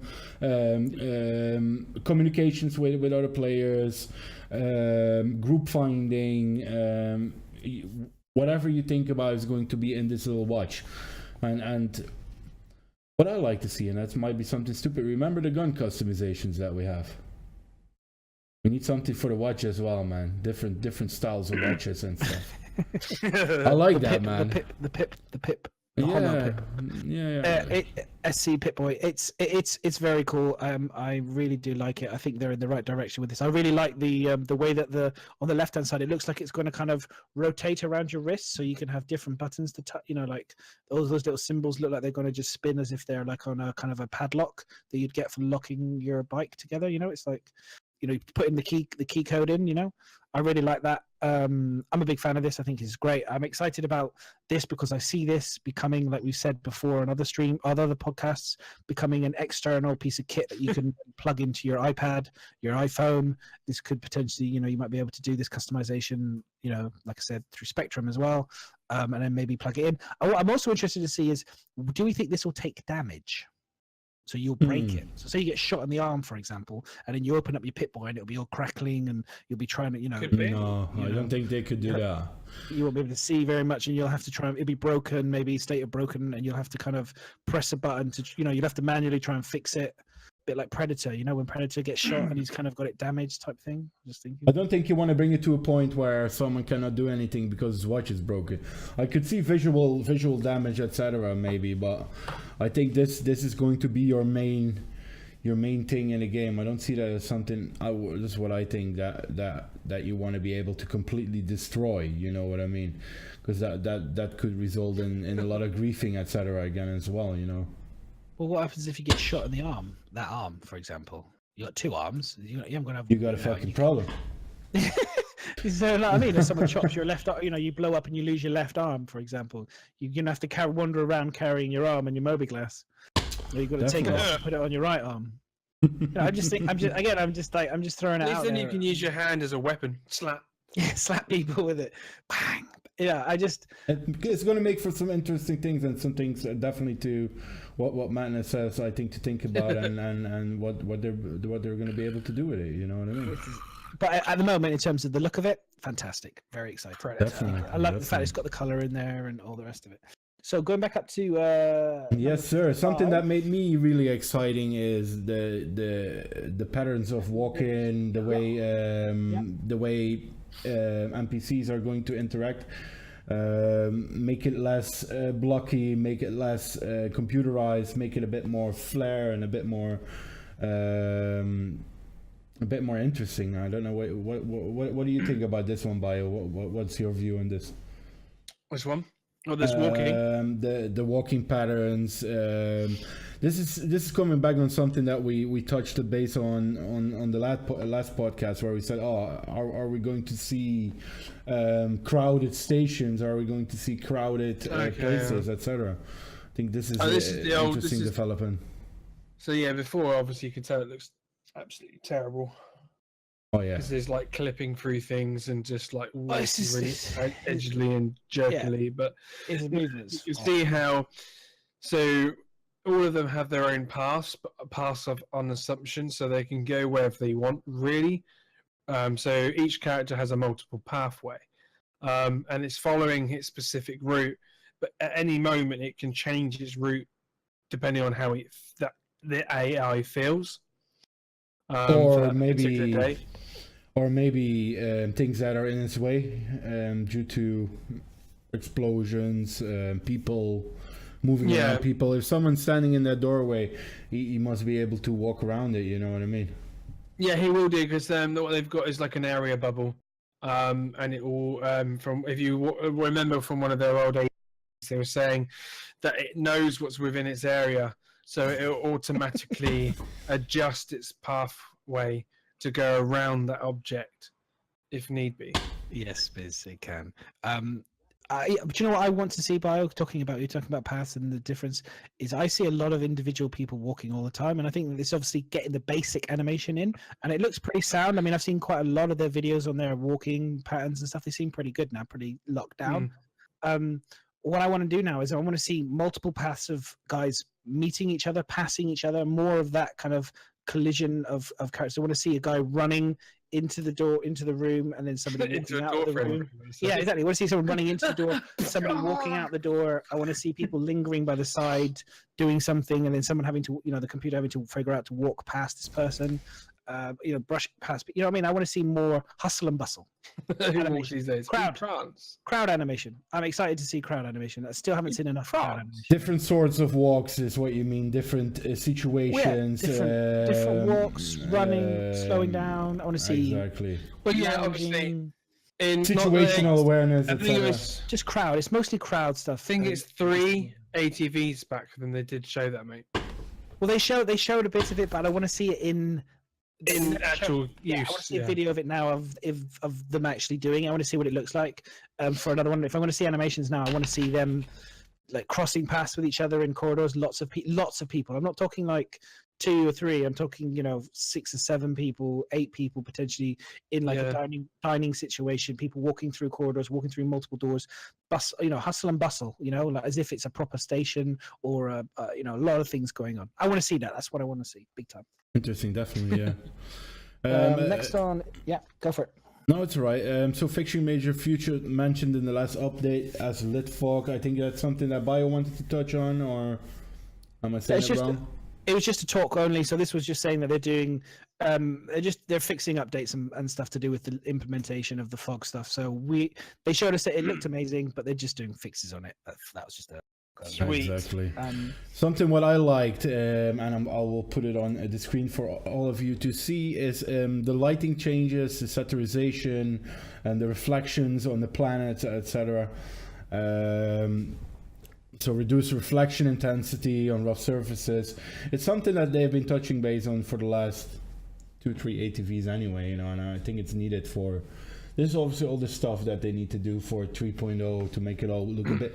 What I found in the previous ATVs and the previous things that we've seen of planets, it all looked very wet. Do you know what I mean? It all looked very shiny and moist, and I think it needs all be matted out. You know what I mean? Especially on a sandy planet. Sand has a very matte structure. You don't want that too shiny. More rocks. More rocks. Woo! We love our rocks. No, I think Macapaca in this from the night garden, polishing those rocks. Original lighting, it just shows the light bouncing off of things and multiple light reflections and stuff, which is great. It all adds to. It doesn't seem like much, but it just it's all adding that kind of sense of just like, oh, wow, And people don't think about it, but I think I'm glad they show that stuff because it really does show you like this is what it was, this is where it is, this is where it's now, and you would appreciate it. Those guys are real geniuses, real wizards. Definitely. So they're working on the FPS weapons Gemini is it the L86 ballistic or LS ballistic? L86 ballistic pistol, which I like actually. I think this looks pretty nice. It looks really nice. The pistol looks really nice. I'm quite excited to see how good it is. The arrowhead as well. I think it looks a bit more bulkier now, a bit more pow out there. The animations that you can see with the reloading, I just love it, man. It's all these little things that are really cool to see. And I want to put an extended mag in that ballistic handgun already. Do you know what I mean? Like an automatic, full, nice long ballistic extended mag in that. I think that would look fantastic. Has anything ever been said about org base building or something similar? Can we or should we be able to find a nice place on a nice planet somewhere and build a base with hangars? I think that is it's on the cards as far as I know. I think it will be a long-term thing. That I think at the moment it's going to be stations, from what I understand. So we're going to be able to take over stations. If you think about it, anyone can take over a station when the ability comes into play, as long as you've got enough people to do so. So you can stop people from coming in, you can stop people from trading in there and making your own rules in a way. So then you end up having a power over that station. I think they mentioned about base building, before, like with the whole like little stations they're putting, like little route stations they're putting on the planet of the surfaces randomly scattered. That is the kind of principle that I think they're going to be using for when it comes to base building. Well, we've heard about the shared hangars for organizations as well, which is obviously something that they want to implement in such a way as well. So, where we could say, oh, I want to borrow Magnus' ship today. He's made it open for the org to use. Let's grab that. I hope they do implement in at some point where you can potentially either rent. I mean, I'm thinking of ways for them to potentially make money in the game. Okay, so say for example, they don't want to do subscription like pay to win, but imagine if as an org you pay a subscription for a part of space in terms of like a part of a planet, you know. So you can pay a subscription fee, you get X number of area, and you can build and own this part of space, and this is yours to control and to own, and you can build your base as big as you want, as small as you want, and all this type of stuff. I mean, maybe there's something there, but then you have the problem with if it's persistence, then people could potentially come and attack it and destroy it. But then that might be just, I don't know. Then you can maybe move that to another area. You can get the privilege to move it to another area or something. I'm trying to think of like ways. Don't start off the Black Desert talk we had last time.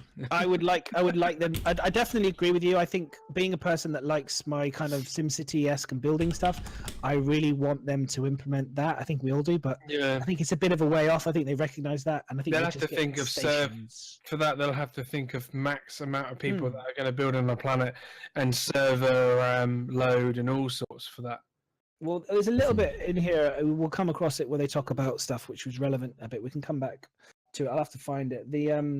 It's to do with they've already implemented the system where if you own certain landed stations, I think you can change it has different flags and stuff or skins for the stations. So you can change it to your org logo. Basically. Yeah, procedurally swap branding depending on the ownership of the outpost. So this is number 88. Fair enough. So they're basically saying that stations can be owned in 3.0 in a way then. So yeah, but it will be presets. It's not like we're going to be able to, unless they can implement us being able to put our own org logos into the Spectrum, for example, and then they become. I mean, that would be awesome. Let's be honest. How cool would it be to be able to have your org logo on the big A? That way, I mean, maybe that would be a way of doing that. So we don't necessarily get to. They did the tester with the Rainer. Maybe we don't essentially get to build the stations, which sucks, but at least we get some sort of ownership over the station. It might be org related, you know. You get the option to have certain formats, as you can see here. Your big logo, which is in different sizes, the name of your org in a certain typeface or whatever you called it earlier, and that will basically make a general thing to change. So for example, it would show addicted with this triangle thing, or it would show UNs with that logo, or it would show Black Label with a certain logo, or Singe or whatever org you wanna call it, you know what I mean, with their certain branding on it, you know. And it will be base templates that we're probably gonna have to use, but enough to make it individual, you know what I mean. Yeah, I mean, I really want them to implement a form of building. I want them to have industrial ship building. I'd like us to be able to do a degree of being able to make our own ships. I know that they're not going to, but I would really like us to be able to make ships. Well, not build our own customized ships. I mean, in terms of actually being able to manufacture the ships ourselves, and have some sort of a recognition of that as well. Is that what you're saying? So basically saying, this ship is made by this org or this person, and it has a little branding on it or something like that. Maybe that would be awesome. I mean, I'd love to have our branding marks of org marks onto, you know, skins onto ships. I think it'd have to be all approved by CIG, and it takes a while to get approved or whatever. But I think, again, all of that stuff again adds to the immersion of the game, you know, to be able to fly. That's what I'm saying. Colors. Probably we have 2 or 3 things that we can put in, and then you can have it will automatically change it into different iterations that you can put on your ship. You have 20 options. I don't think it's going to happen. I don't think it'll happen. Nice. I think it'll go more along the lines of they'll have a shop open, like a shop window, where they will produce stuff for us to buy that we think is really cool, and we'll buy it with real money. I think that's probably what will happen, rather than us being able to design our own thing. But it would be nice if they could take like little flags or something where you have your own mark and logo and it links to it. I'm sure they will do at some point. It's just they've got way more priorities at the moment than doing that stuff. That's like later. Coming back on what Earth says, shipbuilding will be in there. That's something that I think if they're not going to implement that eventually, a lot of people will riot from here till Arizona if they're not going to put that in. It's not in, but I do think they should have it in. to be able to make not ships, user to be able to created make- ships, but it's what Manon says. I think if you want to build a Hornet, you can eventually build a Hornet. You know what I mean? But it's you cannot create your own ship and call it So the pony of the wild, and with You mean like getting a with blueprint of things. it and then put the parts on it together? Yeah, Exactly. you get the blueprint. You have to go out, you explore. You can buy the blueprint, build the blueprint. You can get the parts. You can mine the resources, whatever it is, to make it. It's going to take you a hell of a long time to do it, but you could, in theory, build your very own Ship for Hornet, free. Definitely. just with time. I think that would be really, really cool for some people. Some people might not like that, but I think that would be a great feature, and I think it should be. In the game. There's a lot of people that are looking forward There's to also so they could have put in the game like roles and stuff. exactly, and I think a In lot of the law people as well. Be a a lot lawyer. yeah, exactly. A lot of people bought ships beforehand, but also have certain ships in mind that they want to eventually make in game or earn in game, in whatever way they're going to implement it. Obviously, you know, I think that's something that has always been said anyway. You know, it's. Yeah. What Yeah. did you guys think of the takedowns? Oh yeah, so yeah, the takedowns. I like the takedown did look like the gentleman that does the animations. I've forgotten his name now. It slipped my mind. The German guy was it? Yeah, yeah, he's awesome, and he did it on the with the guns and stuff. I've forgotten his name. Oh, somebody help me. He does. I don't know. He was on it the other day. He did it all on one of the. Oh, I've forgotten his name. I can't believe it. It's literally just got out of my mind. You know when something's just literally you've gone to reach for something and it it's just vanished. slipped And, away. and your brain's giving you a good slap. And Yeah, it's literally just. Is his name Bob? Yeah. No. Anyway, it doesn't matter. Anyway, he does all the. He did it on stream. He tried to attack somebody with a knife and stuff, and it literally looked exactly like his. Grabbed the guy, moved his hand. I like him. I think it's great. I think we need it. I'm very excited Pretty to be cool. able I to. can't wait to stab someone in the neck. It'd be pretty awesome. I can't Yeah, wait that sounds to do me. that. That makes me sound really weird and crazy, but no. No, but in Star Marine, how cool would that be? You know, you might. Oh no, you won't be able to. Do you know why? Oh, because of that stupid fucking radar that gives a great big red dot where everybody is and shows you where you Well, are. I think they want it. I think they said it would be too overkill for. Yeah, Star Marine. So at the moment, Ah. I'm not being funny, but that maneuver. Yeah, but why would you implement the animation and then not put it in Star Marine? They're going to have to go. That for me, that is a stealth maneuver. So that means either you're going to be able to have to get a power down your suit so you can and have special sound-proofed fluffy slippers on, so nobody can see Prevent you. those and hear you. shoes. You know, It's, no it's shoes, like really PUBG without soft shoes. Prevent their shoes. You know, kind of like. They will implement it in Star Marine eventually. And They have to, but you see you've the got a Rainbow really Six crap Siege radar. where you have to get you have in Rainbow Six Siege, for example, you have two states. You walking around with your gun, you get shot, and you gotta have a certain amount of time to be healed. If someone comes up to you, he can slit your throat, for example. I think I would love to see something like that in the Star Marine as well. You shoot him down, he still has a chance to be healed by his teammates. If not, if you were there before his teammates, chop and gone. You know what I mean? I think that's a really cool thing to implement.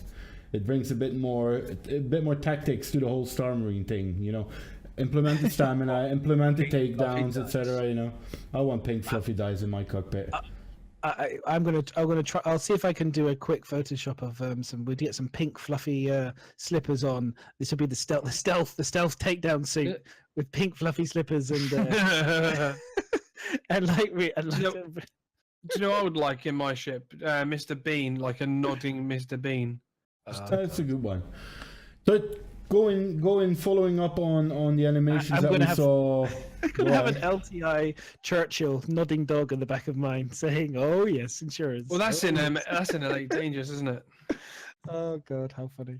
Continuing so- with the animations, guys. We got the next one for us here, the patrol animations, which I think implements a bit in what we touched base on earlier again, with the walking. It all starts to look a bit more natural, a bit more real, a bit more. Can I just say? Go ahead. Do you know what this reminds me of? Snake from Metal Gear Solid. All I can hear is the sound, a little red. All I can see. I wanted to put a little blip sound above their head to indicate that they've spotted you. Do you know what I mean? Does anyone else remember that from Metal Gear Solid? When you would get spotted and that little noise would come out and it'd go whoop. And you have to quickly jump in. You have to quickly hide in your little cardboard box and then peek out. to check to see if no one saw you. Honestly, that's what that was for me. I got an immediate Metal Gear Solid little. Someone needs to do Feel that about it. animation, please. Someone who's really good with After Effects or something can Get do the that sorted. snake audio, and then the little question mark above the person's head, and then the exclamation mark or something. Facial animations is the next one, boys. That they basically touched on, and So- what I find very interesting about this bit, and something that always annoyed me, and I'll put it on screen. Remember the first iteration that we saw of this mission giver? What's his name again? It's on there. It's in the chat. It's in there. It's Eckhart. Eckhart. So at first he was wearing the jacket that you see in this video as well, the nice old school pilot jacket, and then there was an iteration where he had some sort of an armor on with like these crow things on the side. Remember? I think it was last that week. was when last week we showed it. And I think they went back complaining about it. to exactly. I think they went back to that original RAF pilot jacket, Second World War jacket kind of. I love it, man. It's a lot better, and he looks a lot more healthier as well with the facial animations now. I think you don't necessarily know what order some of these things have been filmed, though, and they might have things in the bank. They might be like out of like edit, like might be out of sync in terms of the time. This might have been done weeks so it might ago. be. What you're trying to say is one thing could be one day you see him, and another day could change his clothing. Yeah, the one we saw last week could be the latest one, and this could have been filmed 5-6 weeks ago, maybe, and we're only just seeing it now, and they've already only changed the jacket. But I would equally be at the same time, disappointed.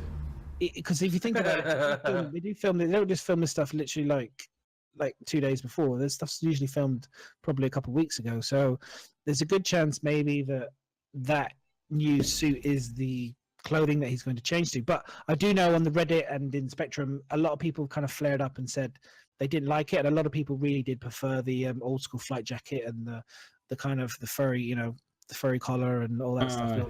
Basically traces of the old Earth, you know what I mean? I think that's something that everyone wants to see in that sort of stuff, you know. It's all good to put all this futuristic clothing in. But I love that old school stuff as well, you know. I like he's like old school dress. It brings a certain flair to a character as well. You're going to dress your character as you want people to perceive your character, and I think in sense of clothing wise, you will people that will love that whole futuristic stuff. But you will also have a lot of people that like the old school stuff, and for example, most people like the old school flight jacket. I don't think anyone really like the new one. It looked a bit weird. It looks very weird. The electrical effects particles look fantastic, and all the new particle effects working on. This is really nice. The electrical stuff, if you actually ever check out Epic Zach's stream and a few people who fly the Warlock, you'll get to see currently some amazing electrical effects in the game. But I can only imagine how they're going to improve the VFX for the Warlock. I think it's going to be really, really cool. When I see this stuff, it's going to be even better. So I'm kind of. It's like that little bit there, like the way it's kind of like the kind of water, they're kind of flowing and following each other and stuff like that. Yeah, it's static. Yeah, it's crazy. All the particle effects, very, very cool, very good stuff. And then we got to see the Levski exterior VFX pass. So, this is to do with the VFX for the flames coming out. I love this. I love this. I'm gonna be a bit dirty. This makes me moist, man. This is good stuff, man. Remember that we saw the planet. How does it work on a planet that has no atmosphere, though? It's a moon, right? It's in space. Isn't this a terraformed planet? It is terraformed, is it really? I think so. Daymar is a moon, yeah. So I see where you're coming from. How does that work? Why am I seeing flames in space? There's no oxygen, no. Otherwise, I could just walk out with my spacesuit, breathe the air, and go. Yeah, Mandem has a point. No, honestly, maybe I haven't thought about this yet. I saw it. Would it just disappear instantly the minute? I mean, okay, don't ruin the immersion, but can somebody explain to me how there's enough oxygen to burn those, unless that's not meant to be oxygen flames? Just. Everyone's silent right now. I cannot answer your question. They must I be could not give you a injecting proper oxygen answer. into the gas to help it burn. Okay, that explains it. There you go. So it's oxygen injecting out.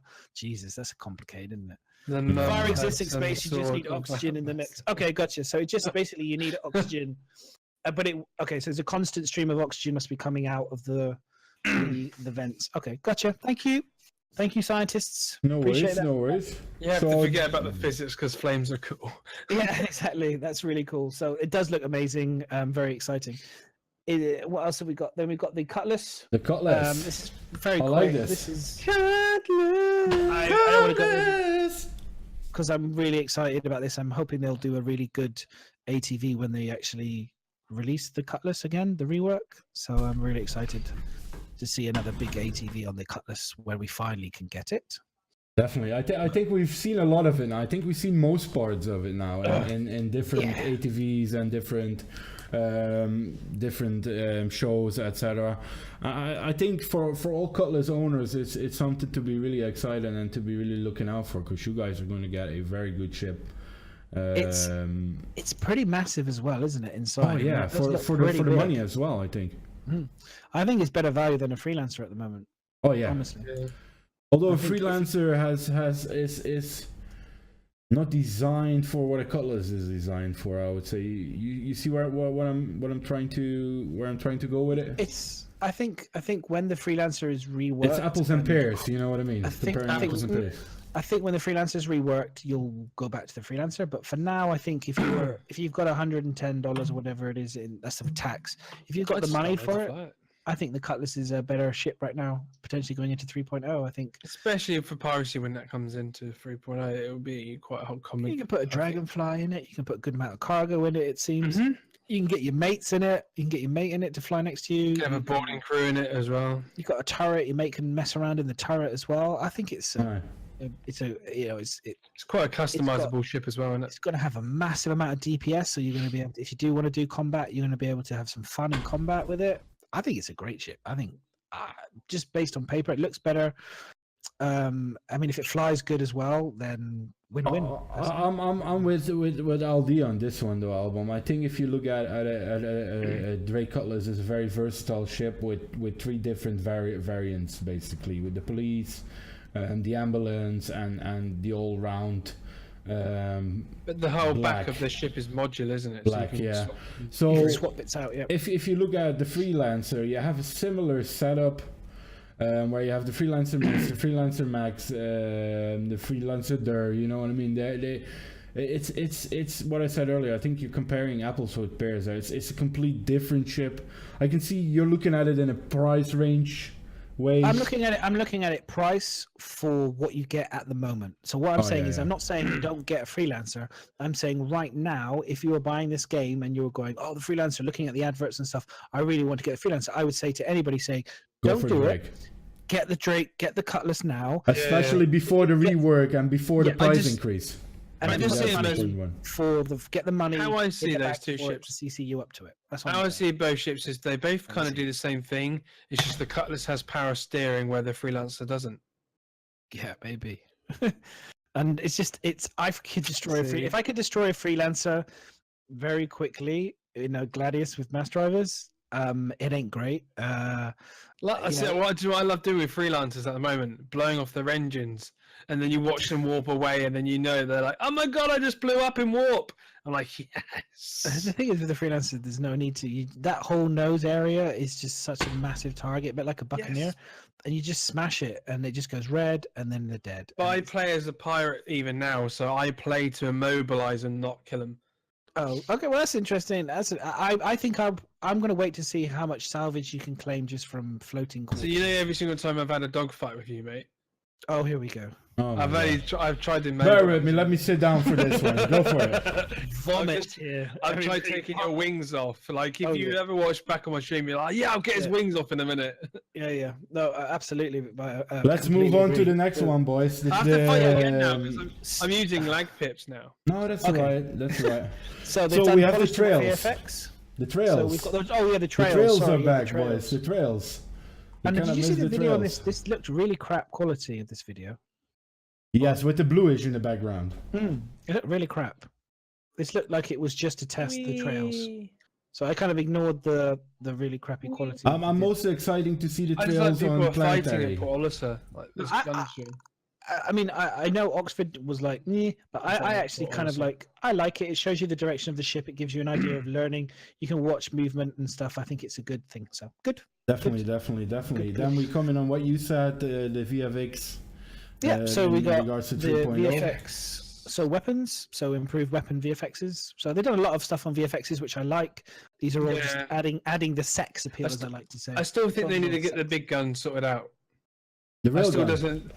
Yeah, the big gun what goes over your on your shoulder. Yeah, that The one railgun, still. yep. Yeah, that still needs working on. This was something that was needed Sure. though on I think it's on, feature complete, dude. The railgun, they've done it. It's finished. They're Yeah, not but doing it's anything not. to it. But it's. I just think the whole firing effect and hitting, and when it hits, needs to be a lot bigger and more explosive because it just looks like a shotgun. Well, I think they've got a Vandal, looks like an RPG possibly coming, or some sort of thing. So maybe that's going to be the more explosive, big kind of gun expect that you're looking for. I think the railgun. No, I just think with the railgun, with the size of it and the look of it, it just needs to be looking like a bit more of a monster when it fires, not like a shotgun. I disagree, but that's cool. coming back on the We'll shotgun let's there. wait until we try it out. We can have a look at it. Yeah, try it out coming together. back on the shotgun there, it's something that needed fixing. I don't know for the people that you played StarEngine Bio. Basically, what the gun did, and something I think they raised in Box Smashers as well. What the gun did, the moment that you fired, before you fired, you got recoil, so they did it the wrong way around, and that's why I think the shotgun was a very powerful tool in StarEngine, because you never knew where that thing was gonna hit.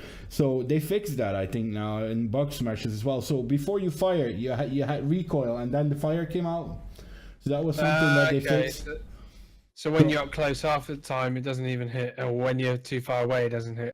because you're Exactly, and that's what I think you see it in this little video thingy as well. It looks all a lot smoother than it is now. You know what I mean?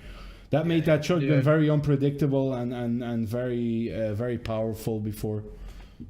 No, so I like this. I think this VFX is looking great. The new guns as well. So the new Klaus and Werner styling for the FPS weapons. Sure. The laser. This is me reading from a script here. I'm not very good at it. I couldn't do it. I couldn't do ATV. My eyes would be reading and going, what does that say? Look, pointing. What does that say? And so yeah, the KV repeater and the black guns. Do you know what I really wanted though? I looked at on the right hand side. If you pause it, you'll see the Gladius all black matte. Like, I literally was like, oh my god, I want it. Oh my god, I want that with gold cockpit. And then I just want to put a big smile on the front of it. And then I want to put smiles on all my rockets. These are basically the sequences that the gun has, right? With the kickback and the effects of the guns and. Put my asylum. I'm going to do it. I'm going to do it tomorrow when I've got in my lunch hour. I'm going to draw it up. I'm going to put the madness grin on it, and then I'm going to put the asylum on the wings, and it's just going to be awesome. It's going to be. We're going to put you in the asylum soon.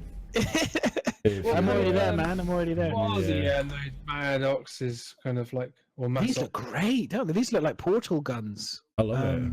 They're like, what are they going to be like?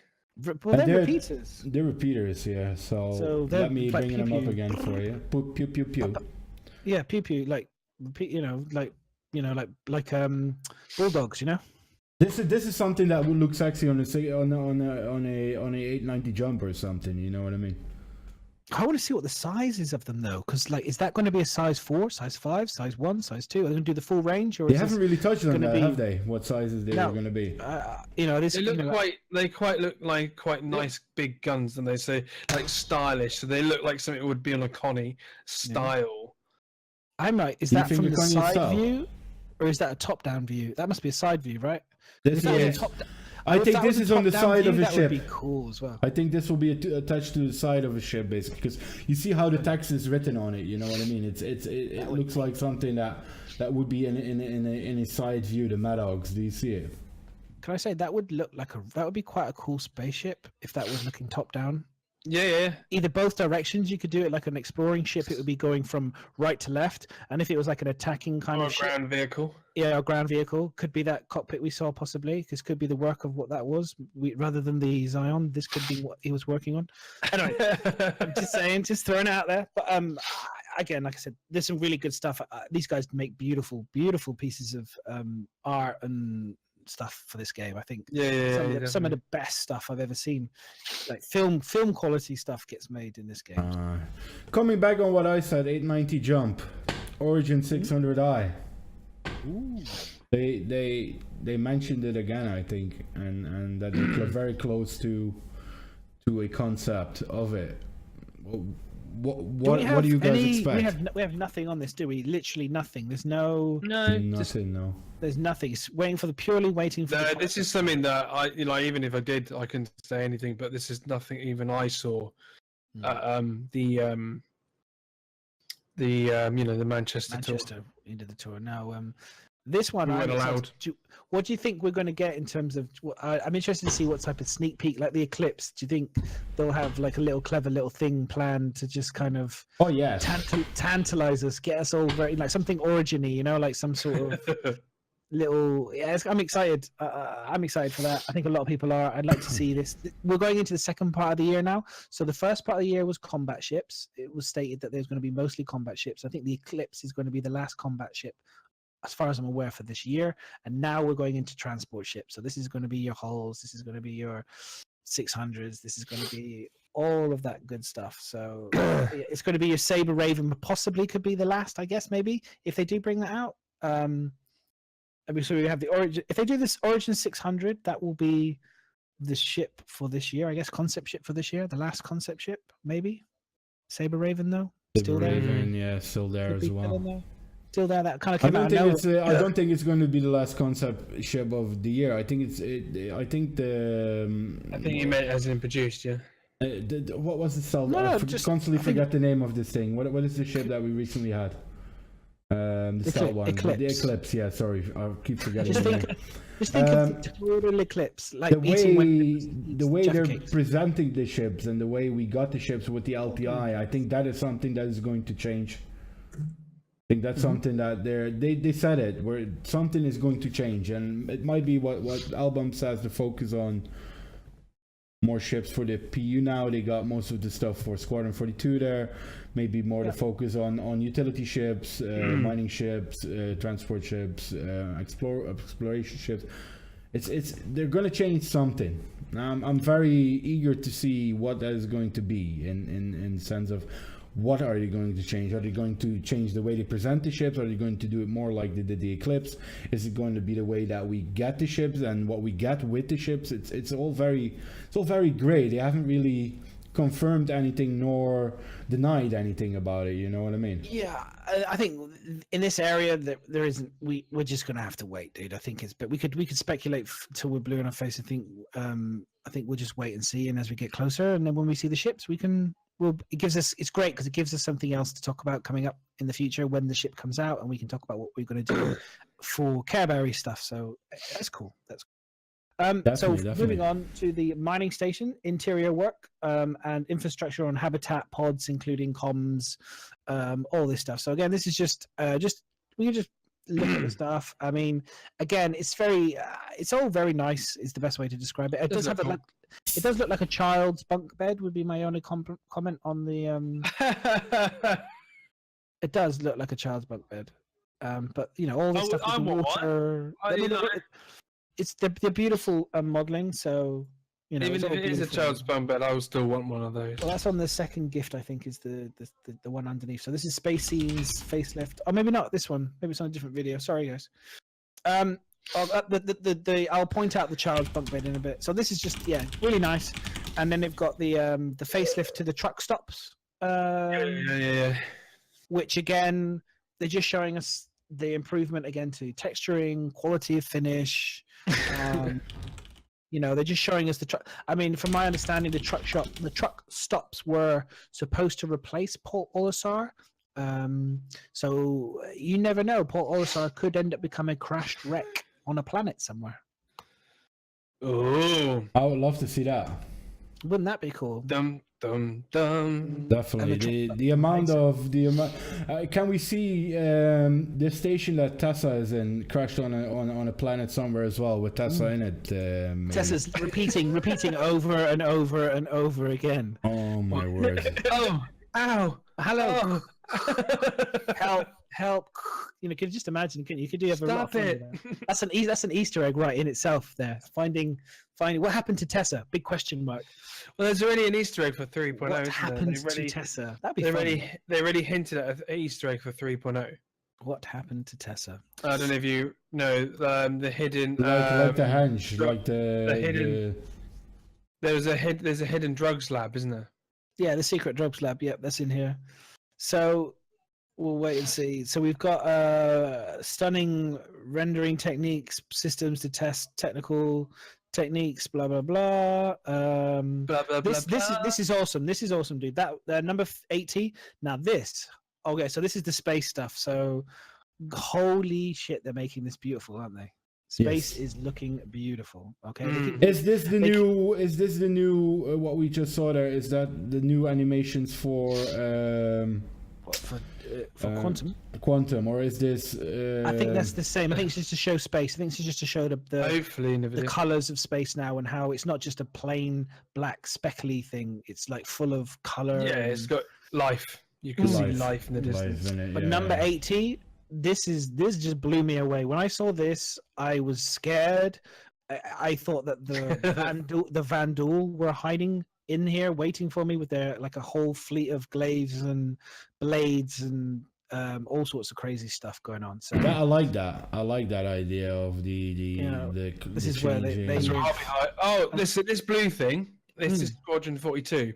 So this is a main story part, a storyline of Squadron 42. Oh, and is this an NDA thing that you weren't supposed to tell us, or is that part of the If you interview? listen to ATV guys, you would know. I know. We're just trying to trigger bio. No, that's alright. Yes, It's- no it's- comment. it's it's good that Bio picked that up 15 minutes before the podcast. You know what I mean? Mm-hmm. So See, I've It's really good. explained myself. I've had a really bad. Don't week. worry about it, man. I'm just teasing you. I'm just NDA teasing you. broken. yeah. So I think a nice one was the different materials for the truck stops, which we touched on earlier, and yeah. we discussed in the podcast as well, where we Yeah. said, okay, I think it was when Ryan was here, how our station's going to look and what kind of states and what kind of, you know, and what kind of systems are certain truck stocks are going to look. And I think I love that sort of stuff, you know what I mean?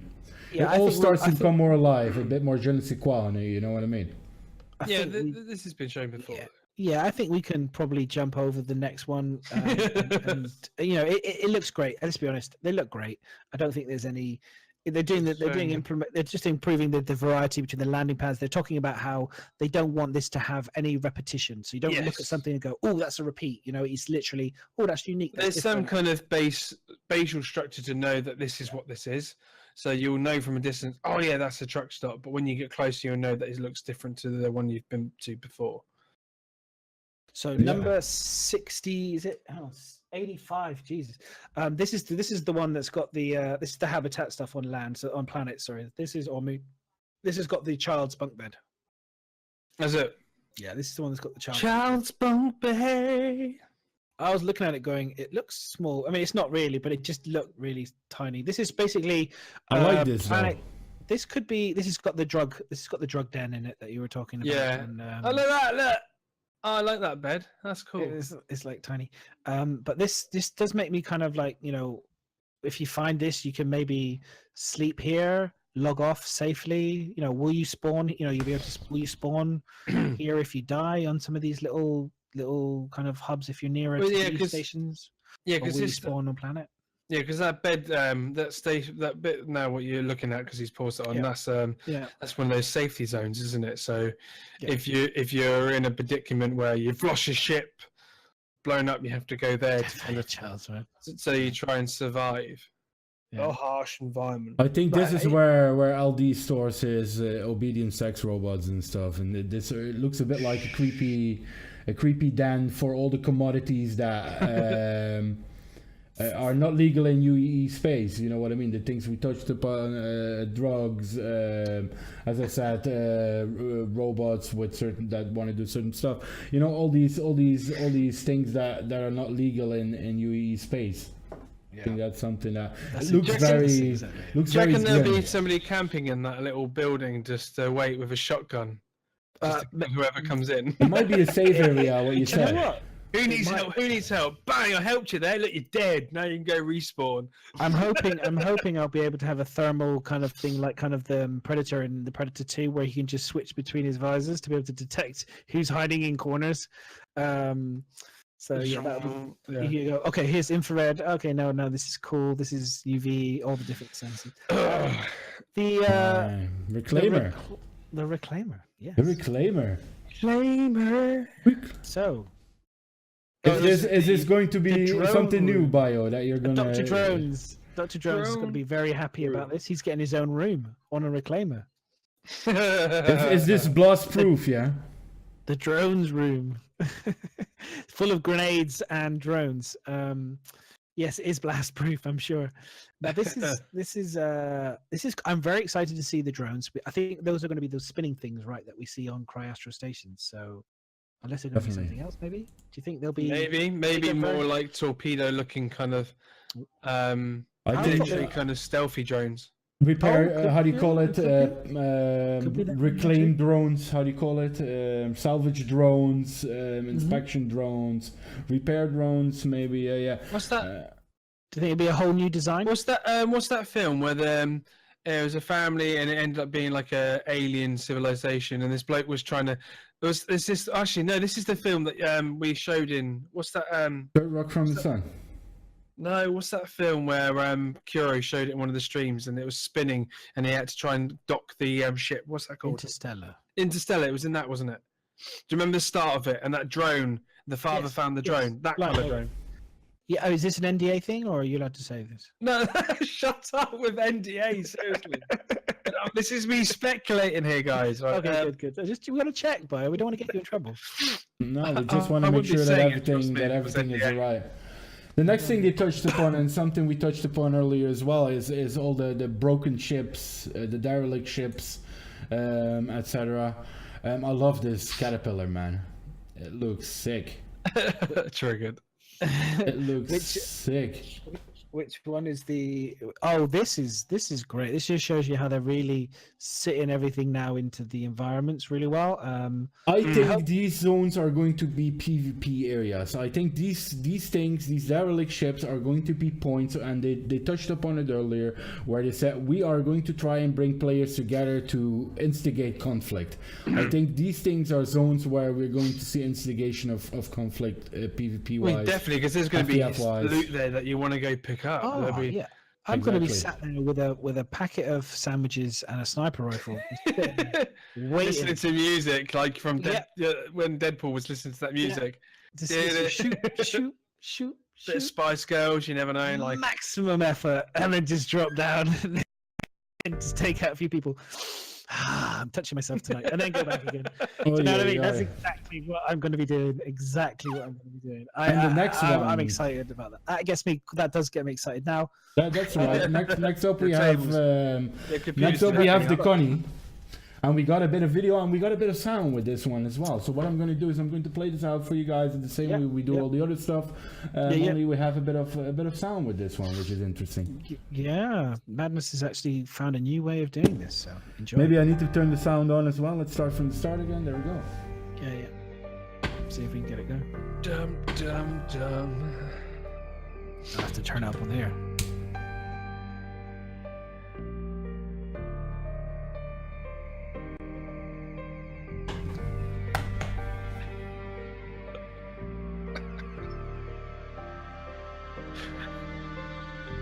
Don't bend your house down, solid tree. No, I won't. So this I looks won't do that. amazing. Doesn't it not look amazing? I love it. I think does. especially with the music on there, it gives you that feel that I think we're all looking for, the atmosphere, etc. You know what I mean? And I think that's where what they touched upon on BlizzCon is a good one. All these creating of atmospheres by using music, by using some sort of a battle music, etc. I think this it's gonna bring the world alive, bring the universe alive. You know what I mean? Yeah. Definitely. Right. Okay. So now we're getting onto the hot topic of conversation. Now, this is everybody buckle in, get your salt pans ready because madness is about to Is throw this the some Gladius cockpit that we're serious going to touch upon? fucking salt around here. I'm gonna have to take my. Let me just. Here we go. I need to just. Can I slap go and myself grab a on the drink? front.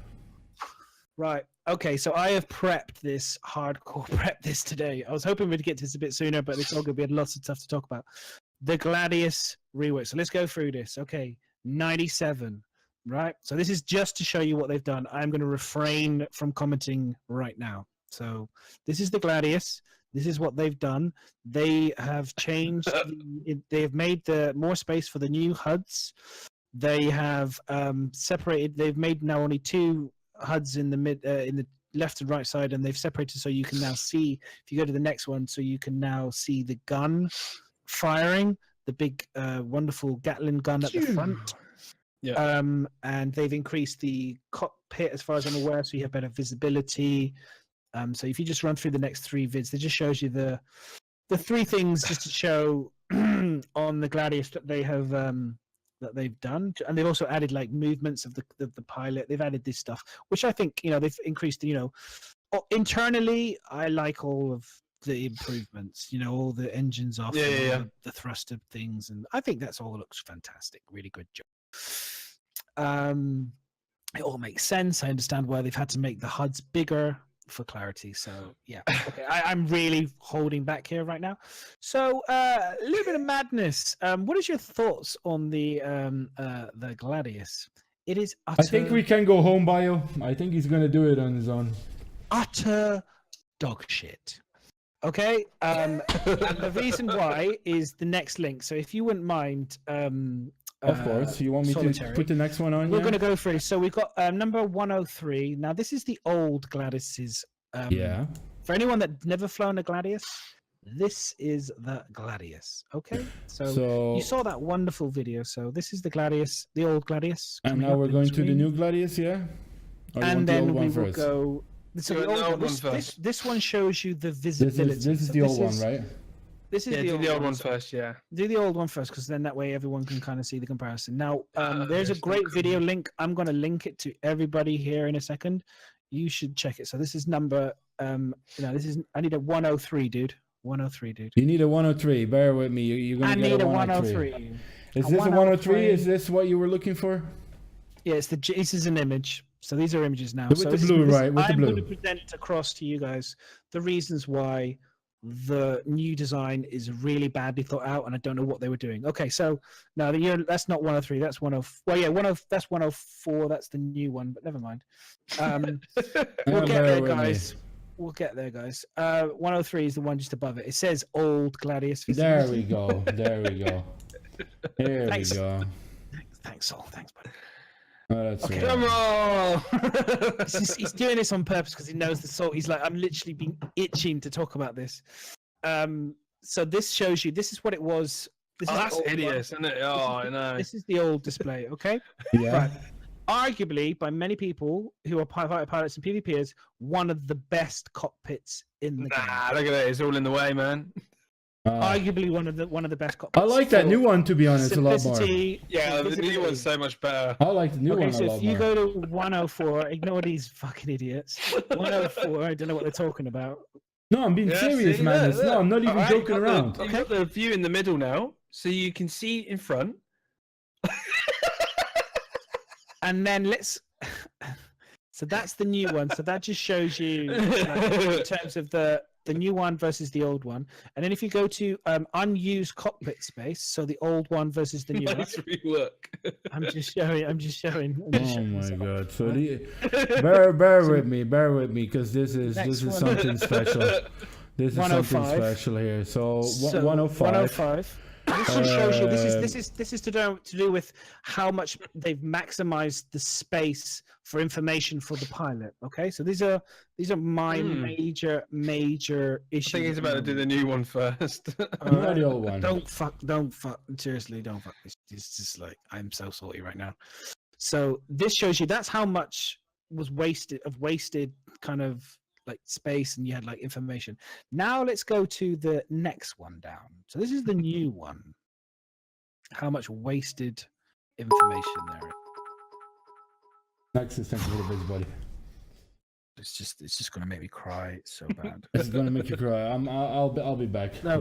Yeah. It's the new one. So you drop the new one in there for me, dude. Yeah, I got it. It's a bit delayed probably, but you're there. Yeah, I grabbed some M&Ms.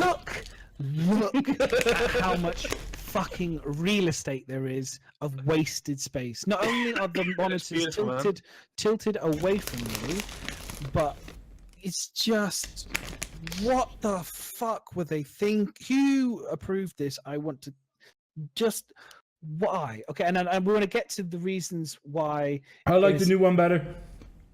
Like, I just, oh my god. No, I'm not even joking with you. Madness. One thing before you say, Madness, why have you got a freezer bag? I'm just holding it. It's literally, it's my stress. It's my stress. Is that your willy clamp? It's my stress clamp right now. It's my stress clamp right now. Listen, okay, so I want to get one of these. Look, it's just a ball. It's that you just, can crush down. Like I can't begin to understand why you would lose a key radar in the middle. Okay, so hang on. No, don't.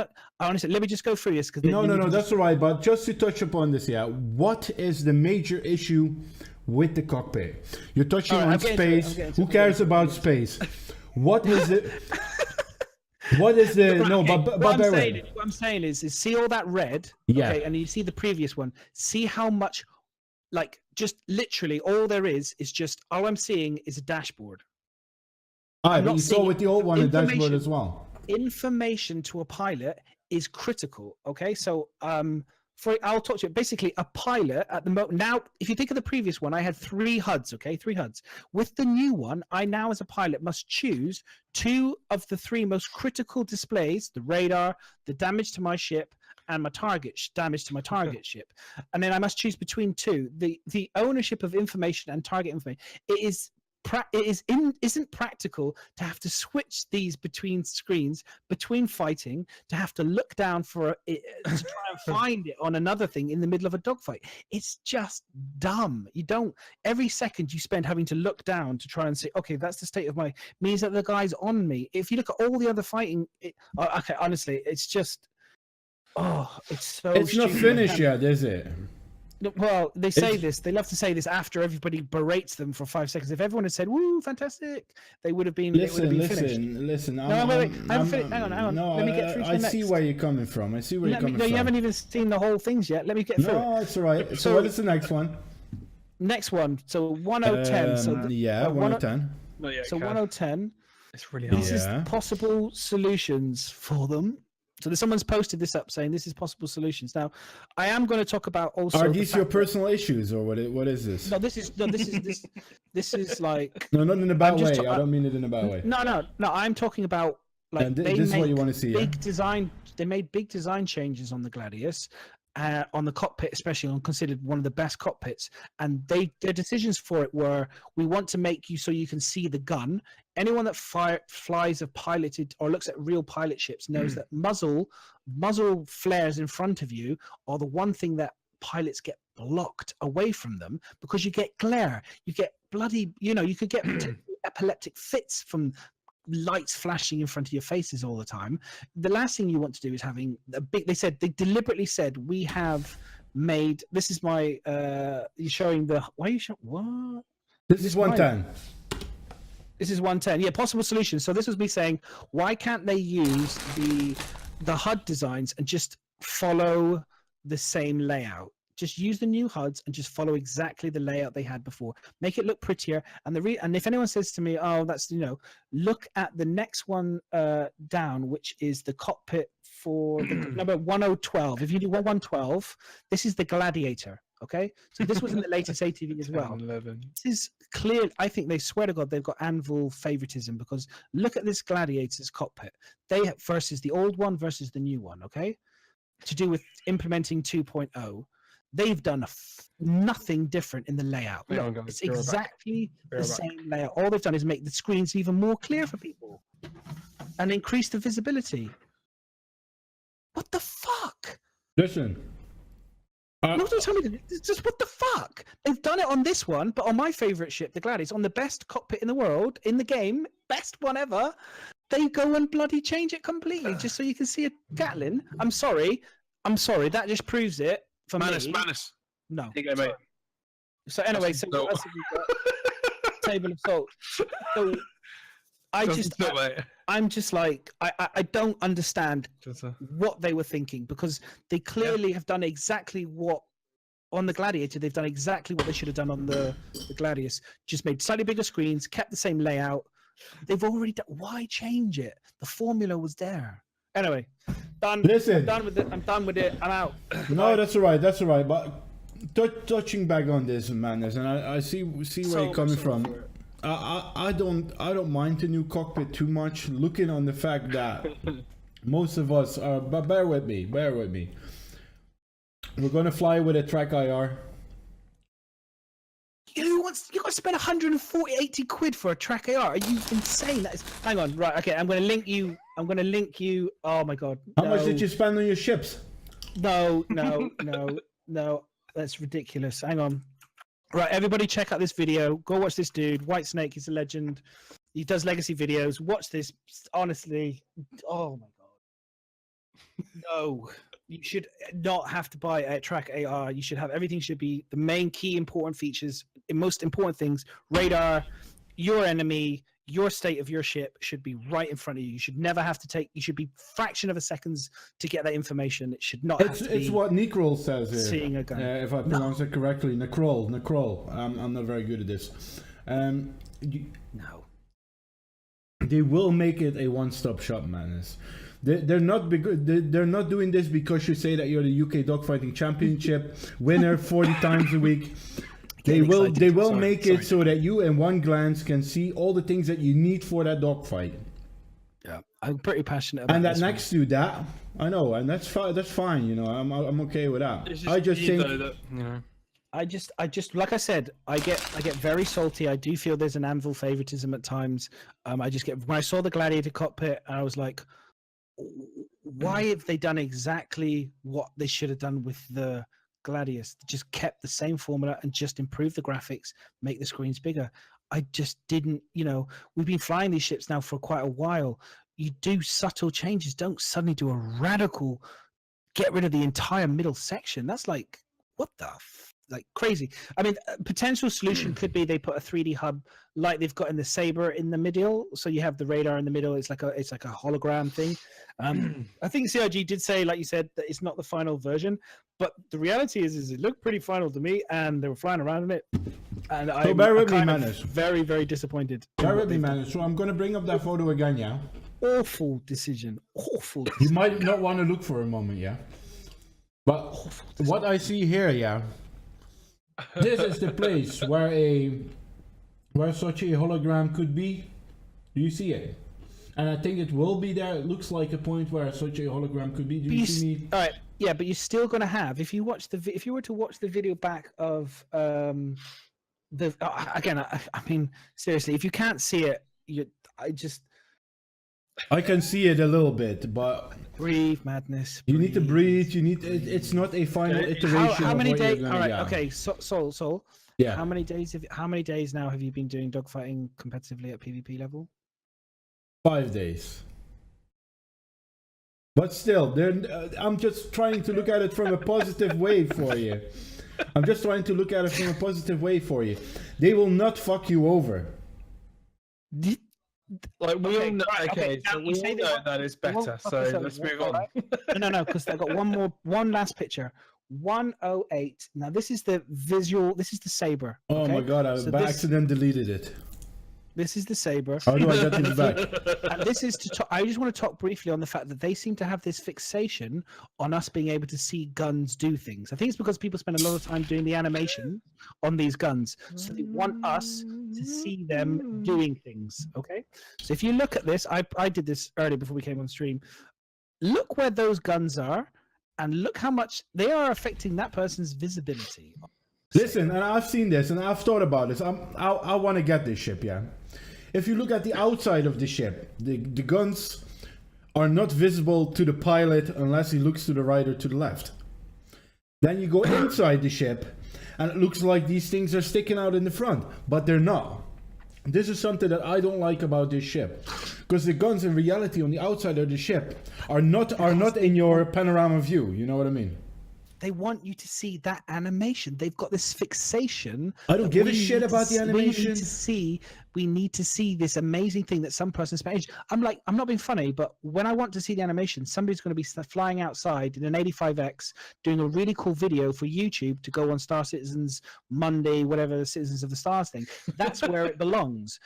In a dogfighting situation where I want to kill somebody, I just want to see as much as I can possibly see with as minimal interference as possible. I want to know that the pips are going there, and that's what I want. And that's dogfighting. Just talk to any dogfighter in the game. You want to have. Look where the HUD is. Look that the hologram, the holo thing. Yeah, but I that think would it be will fine. be there. That would be fine on the Gladius. Right. But they need to stop the glare. They can't have that stupid, massive gun in front. You know, making that a focal Aye, but point, look because it's just gonna at this make it hard to picture, see the radar. Madness, and look at this picture, and that's what I tried to show you with the previous picture. Look at that middle bit where the hologram is on top of.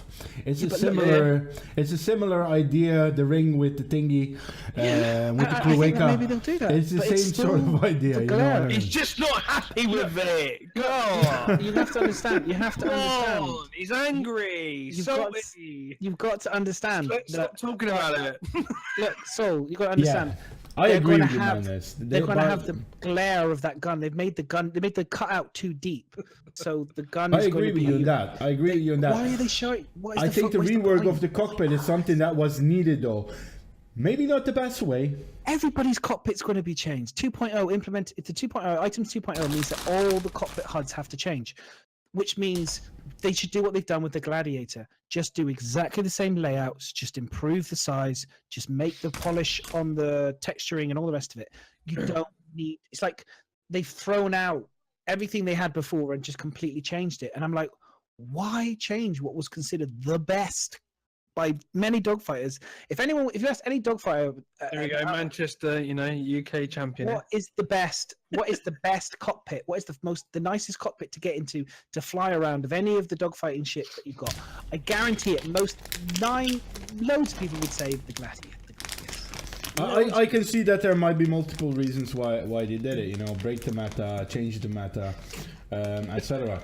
No, but Madness, I feel for you. I see what you mean. It's for someone that uses the ship on a daily basis. It will be a big impact. But look at it from a positive way. Don't see it as a last iteration of what is going to come. Look at it positive. Positivity. Have an M&M, This is when next week they'll come out with saying this is the last change we'll ever do to it. Right. But let's move on from this one. I totally agree with Madness in certain aspects, but I see that we need to improve things for 3.0. Watch out, everybody, because of fly an anvil ship. Your cockpits are about to be fucked. All I can say is Madness. It's midnight and you've spent literally a good half an hour to an hour talking about a fucking glass. Exactly. So what we're going to do, guys? Move on to the hull. No, we're going to move on. No, hang on. Number 118, the money shot on the hull C. Bear with. That'll bring you on. Listen, I'm the one waving the scepter here today. Calm down. Sorry. Calm down. No, it's alright. I know you like to take control of situations. I'm in control now. You had your Gladius thing. Now you're going to shut the fuck up for the next 20 minutes. Listen, number 118, the money shot. The money shot. So we got one with a bit of music again. Yeah, which is really nice. Thank you very much, Madness, for implementing these sort of videos. I really like that. So we're going to take a quick look at that one. So here we go. And let me turn the sound on again. Et voila.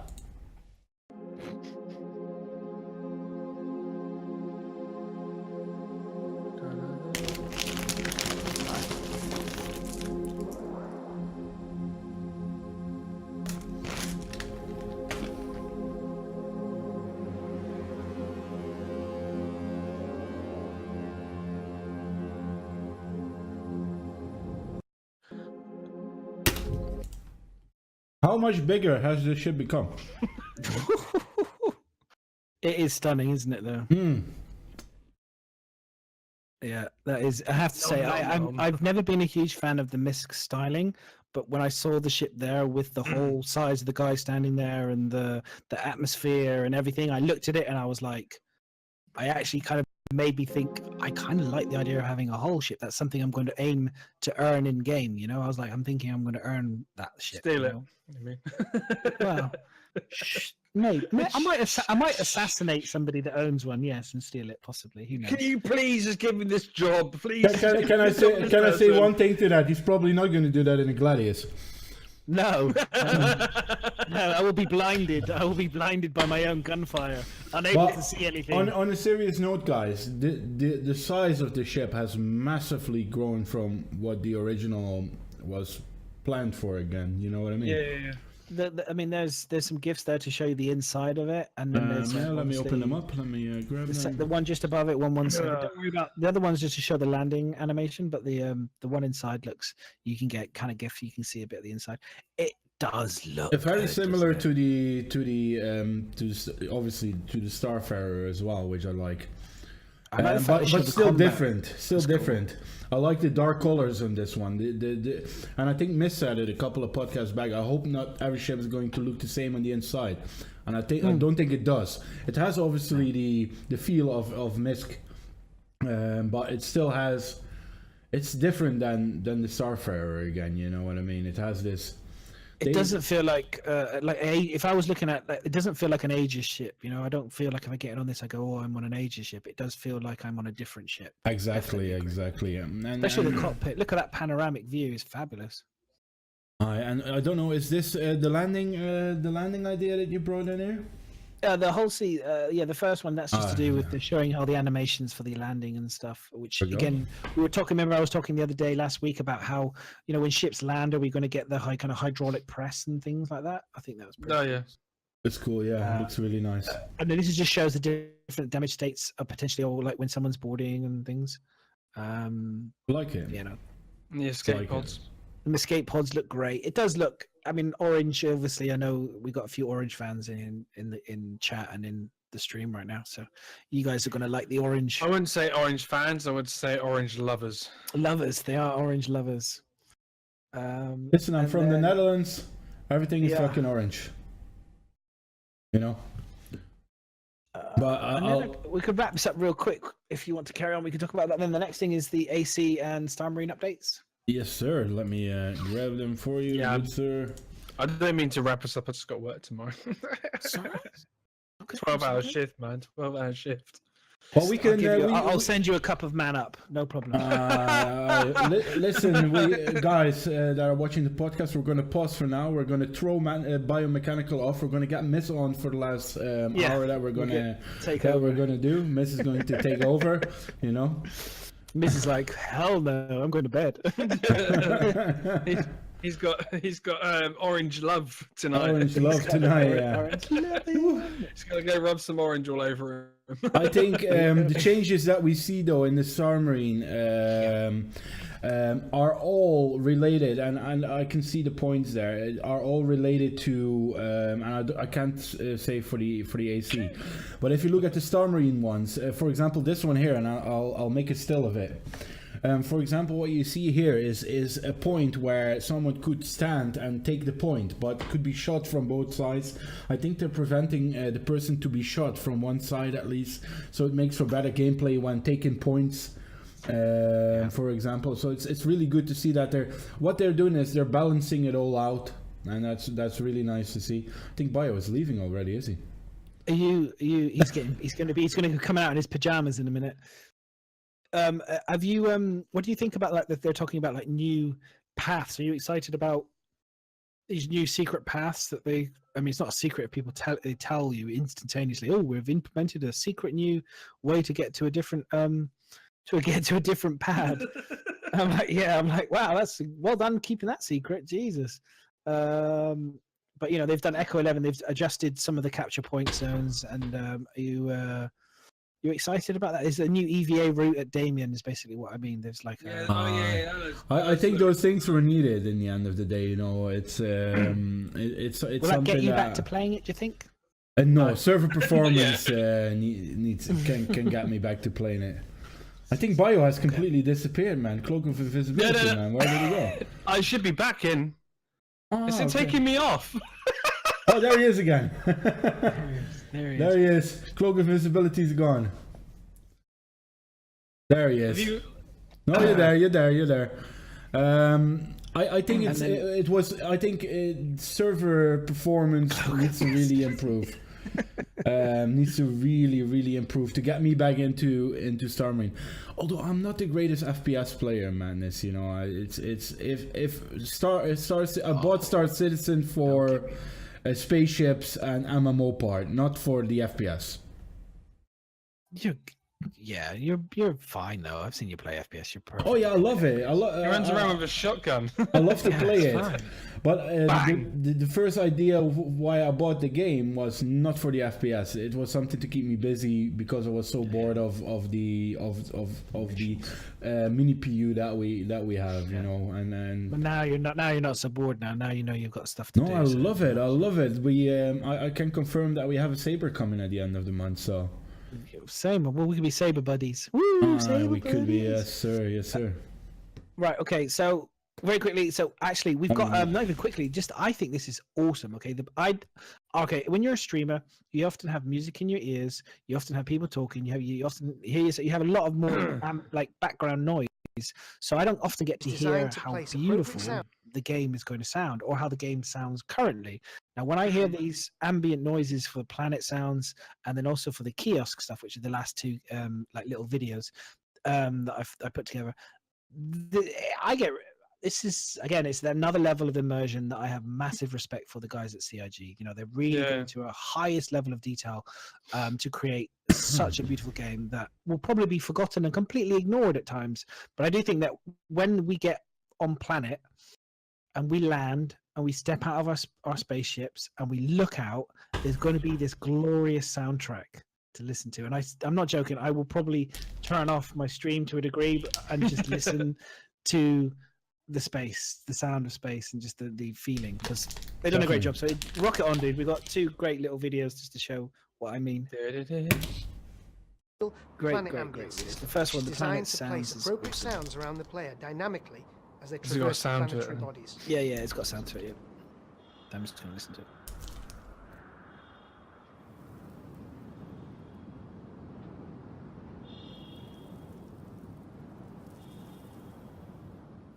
We've also been refining the approach on how we produce ship armaments and first-person weapon audio, further ensuring they are satisfying for the player while reflecting player-driven modifications and customization. I like this with the gun This sounds. example I'm going to show you today is for the bearing size 2 laser cannon.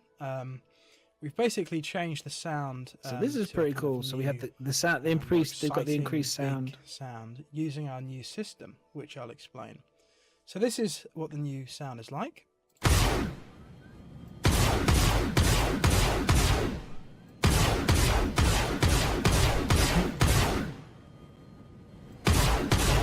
Look at that gladiator! Isn't that lovely? Yeah, that bloke was So as you amazing can when he hear, missed. it's basically a lot bigger, a lot punchier, Shit broken. a lot Yeah. more kind of pronounced. The audio team has been producing sound schemes for the different kinds of diegetic user interfaces that will feature in 3.0, including the kiosks. The audio direction of these vary to suit their tech level, and this presents some great opportunities to reinforce their look and Yeah, feel. no one knows. No one knew until now, Miz. Come on, keep it quiet, man. Shh. Planet Everyone's gone ambience quiet. system, which is Oh, he designed to listens to other place sounds. appropriate sounds around the player dynamically as they traverse planetary bodies. So all that kiosk and stuff is awesome. So that kiosk stuff was awesome. You know what I liked? The fact that the laser guns sound much more like proper laser guns instead of these. Even though I've only been dogfighting for a short period, when someone comes to me with these standard laser rifles, you think, "Oh, there he comes on his you know what I mean?" And then when you hear these tarantulas, they have a proper fucking sound to it. You know what I mean? And I like. I think it's good to make weapons sound much more than they really are. You know what I mean? Let me open up the second video for you guys. I agree with the guys chatting. I absolutely loved that kind of The audio retro. direction Again, I know that they these talk about vary retro to suit feature. their tech. I loved the aliens kind of sounding kind of terminals. It just adds a bit of eeriness. Suit their tech It adds a bit of And like this old space. presents some I great opportunities really, to really like reinforce that. I'm their looking look. forward to seeing more of that in the game and in some of like in like scary situations. I really add to the kind of the BioShock kind of environment, you know, that you're a bit the Dead Space environment, you know, all that kind of. You want to be kind of a little bit not horror, but just scared, you know, because you should be scared. You're in space with a spacesuit with everything around you. Alien isolation, Jesus. You know, exactly, Alien Ice, exactly. So really cool. I can't wait to see more of that. You cannot wait for the Gladius, Oh my god, let's not touch on the Gladius anymore today, guys. I think because I think we're ending up now. Always. no, we're slowly closing it down. I think we've seen the Lore Masters guide. I don't want to go into it too much. Very interesting system, though. I think lore-wise, as it has a lot to do with our current Earth and the UE systems. So definitely, I want to advise you guys, if you're not into the Lore Maker's Guide of the Galaxy, I would still tell you guys, go and check this one out. There's a very interesting storyline to this one. I like to look at it on a weekly basis, as I like to know everything that happens with this sort of stuff. But definitely go check that one out. I think because we are at 10 past 12. I know no bio is already past Sesame Street time. We need to wrap things up. I think we should. Do we have some questions? As it is my first time, guys, I do not know where to find this forum with the questions yet. In Discord, Google Doc Sheets, mate. So Addicted Podcast, Google Doc Sheets. Yeah. So if you've got any questions, we'll run through some as quickly. Don't click on the bottom one. So if you scroll up and you see where you would normally click to get this spreadsheet up. Yeah. Go up, start it up, and then you click on the top link where it says this link is for the podcast team only. Click on that. Professionals, guys. We're true professionals. I don't see the question. I see it. I got it. Yeah. I got it. I just wanted to quickly mention at the bottom of ATV, something that I kind of noticed. Don't miss out on this. This is something that a lot of people, and I know old members of Addicted, obviously some left on, have always been wanting this out. So if they're in chat, they may want to know this as well. They've basically confirmed multiple character slots. So it was said in a way as in like they were talking about mentioning of various customer characters customization, and this also depends on how many you can do. It depends on how many character slots you have. So Kick really from Addicted, who I'm not mentioning his name. Terrible. But yes, so did you just call someone out for a certain thing? What?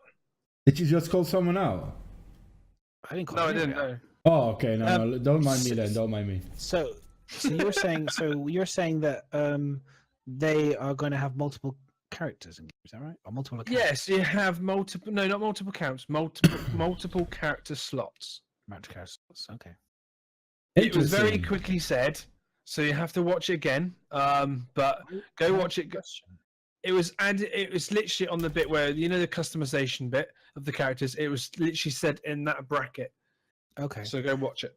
So I guess you would only need really multiple characters. For example, if you wanted one character to be a pirate, one person. One character to be good, one character to be bad. Yeah, effectively that would be your. Or maybe one could be a girl, one female character, one could be a spy, one could be an alien. Exactly. That would be how you'd use that kind of system, I guess. Yeah, and obviously from this is another thing that people don't really know about. So how to get another actual character slot. So they want money from you guys for this. So from an old post, what came out in, I think it was 2013, from when I remember first reading about it. And it was saying that to be able to get another character slot, you have to have multiple game packages on your account.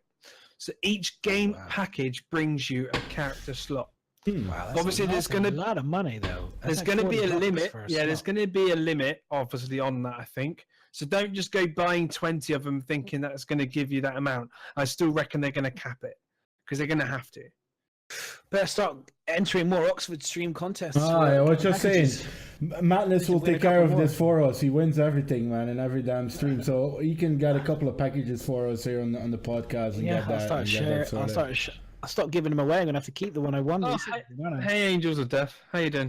That's great. That's like I personally think that they should give you 2 or 3 character slots as standard, with spending nearly 40 to 70 pounds. I think you should have 3 character slots, or the minimum of 2 character slots. Minimum, so you should be able to do a good character and a bad character. You shouldn't have to buy a whole nother game package just for another slot.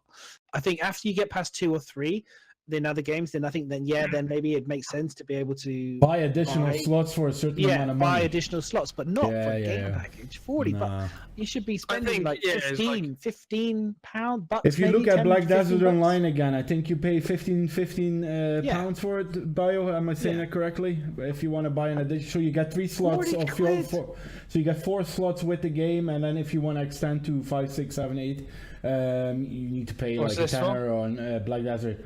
You need to pay a Yeah, tenner or it's- 15. So you have in-game currency that you buy for real money, which is called pearls, and with that you can, with a certain amount of pearls, you can buy one Okay, slot so- basically. Ursa7 says they covered character slots multiple times over the years. If you have multiple packages, you will have multiple characters, or you can purchase character slots. This will come later. These characters can be used as AI to crew your ship, etc., or you can use them personally. That's interesting. So this is so you can almost okay. That's cool. That's cool. So it's kind of like a way. I think you can train Thank up. you, Ursa. You could play one of your characters basically in the long run, train them up, and actually learn, like, give them a story of your own, and then make them AI down the line. It's going to be interesting, though, especially with people with double agendas. You know what I mean? The sort of gameplay you see in Eve.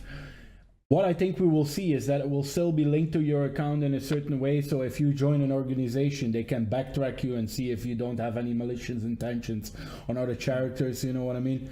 So I don't know in how far you want multiple characters on one account. Though. It's tough. If you, for example, some people don't want to be a pirate, or want to be mainly UEE, but also want to be a pirate and do that on different accounts. So they're still completely separate and might have not any malicious intentions. You know what I mean?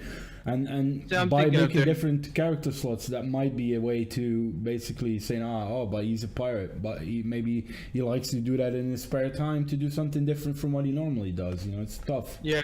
See, like, I'm thinking of doing it just because I want a mine. I liked mining in Eve. It was quite therapeutic. It was quite relaxing, and I would love to be able to kind of, like, after a stressful day of work, like, you know, being Mine, punched in the yeah. face or something like that, just go and sit somewhere and just mine. For anybody that And- doesn't know, Bio is an absolute legend because he actually looks after children. Is it children or young people with disabilities and Yeah, learning with disorders and stuff? autism and Autism and stuff like that. Asperger's and all that kind of Yeah. stuff. A lot of So, respect. a lot of for that, a lot of physical behaviors. All jokes aside, Bio is Definitely, kind yeah. of, he's kind of a saint, really. He's thank a you. ledge, so- Exactly. Yeah. No, I think if you know, we all joke around here on the podcast with each other, but I think I have a lot of respect for what Bio does, and also for what LBOM does. You know, looking after his kid and that sort of things. Good That's what every parent does. Yeah, but you know, I would go I to just- prison. I look after my kid, but then go to work and look after even more kids. but you're a bit more of the because of the way your works basically, LBOM. You're a bit more of the homely type man, right? Am I saying that correctly? Or The homely type. If you said that to my mates when I was a teenager, they would laugh right now. no, but I have a lot of respect for people that. I work Yeah, from home, yeah, so- but that makes No, it makes it great for your kid because you're always at home. You know what I mean?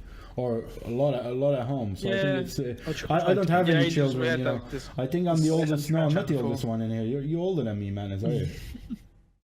He's actually a lot older than people Ah, think he is. Yeah. See, okay, Some people actually think I'm older than him, but I'm not. How old do you in chat? How old is? Let's just like have a like. I know how. I mean, I've said before. People probably already 39. know how old I am, but how old do you think I am? 36. Phonics. Bastard. Fuck. Because he knows. Bio is 10. Hey, I eat when I shave. No. I think slowly. Sol is 21. Sol is 21? 32, I wish. 32. Madness is 60. 48. You fuckers. They're also I think lovely. you're 34. They're all pretty spot on. They see, like, I'm starting to, because I think think you're the 34. game is. I still act like a child, though. I think that's I'm my problem. I'm 35. I think maybe because the references to old stuff probably gives it away. See now, how old do people think I am? 12. 18. No, I think you look about 26, 27. I would say 23. Bio is 28. He's just checked. Yeah, he just checked my. You need to stop shaving, man. This is the point I'm where you older, stop shaving, 36. man. They've all just gone to my profile and looked in the info below. It says 28. Solitary's 35. Yeah, I'm 29 Where is next this? month. Yeah, I'm I not remember there the yet. time before mobile phones. That's how old I am. I remember the old brick. Actually, So, to yeah. make we're Let's gonna get to questions, boys. Let's go to questions. Let's not- let's exactly. just- so, what questions? Actually, I have a question. No. Should carrying cargo tire us? Yeah, definitely. Yes. I think it's going to make you need to go eat and drink more quicker than what you would normally used to do. If you're constantly doing it, I think there has to be some kind of, yeah, definitely. So you think, depending on how large the box, it should be obviously a lot harder. It should take longer to load. up. Yeah, like obviously, like the harder the box, you're going to have to find people to help you, anyways. So basically, what you mean is, if you're flying cargo, you want to get the biggest, heaviest motherfucking box you can get, because if someone kills you or tries to steal stuff, they're going to be there for ages trying to load that stuff. Yeah, you have more chance of probably salvaging it. to get back again to stop them and maybe kill them. Cool. Oh, All right, there you that's a go. good one. Strategies right there. It's a good one. Do we have? I have another one. You know, but then if Addicted come, mate, we've got a whole crew of us to get rid of.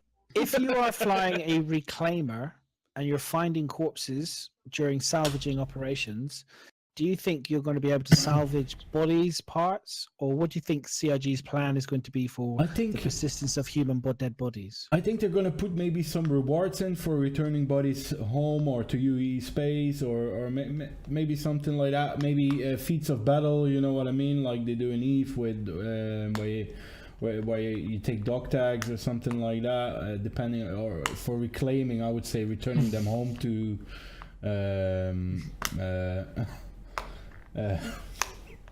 Returning them home. I would like to see something like that, you know what I mean? Like, I salvaged this body, it had a certain loot on it, I want to return this to the owner for a certain price or something like that. I don't know how you guys Well, someone feel said, about it. Duke Slayer said organ traffic could be a thing, selling on the black market, organ parts definitely, maybe? definitely. Because they have talked about how, as our bodies having permadeath, they have talked about how we'll be able to fix ourselves to a certain level, and then eventually we'll have permadeath. So perhaps you might be able to buy parts.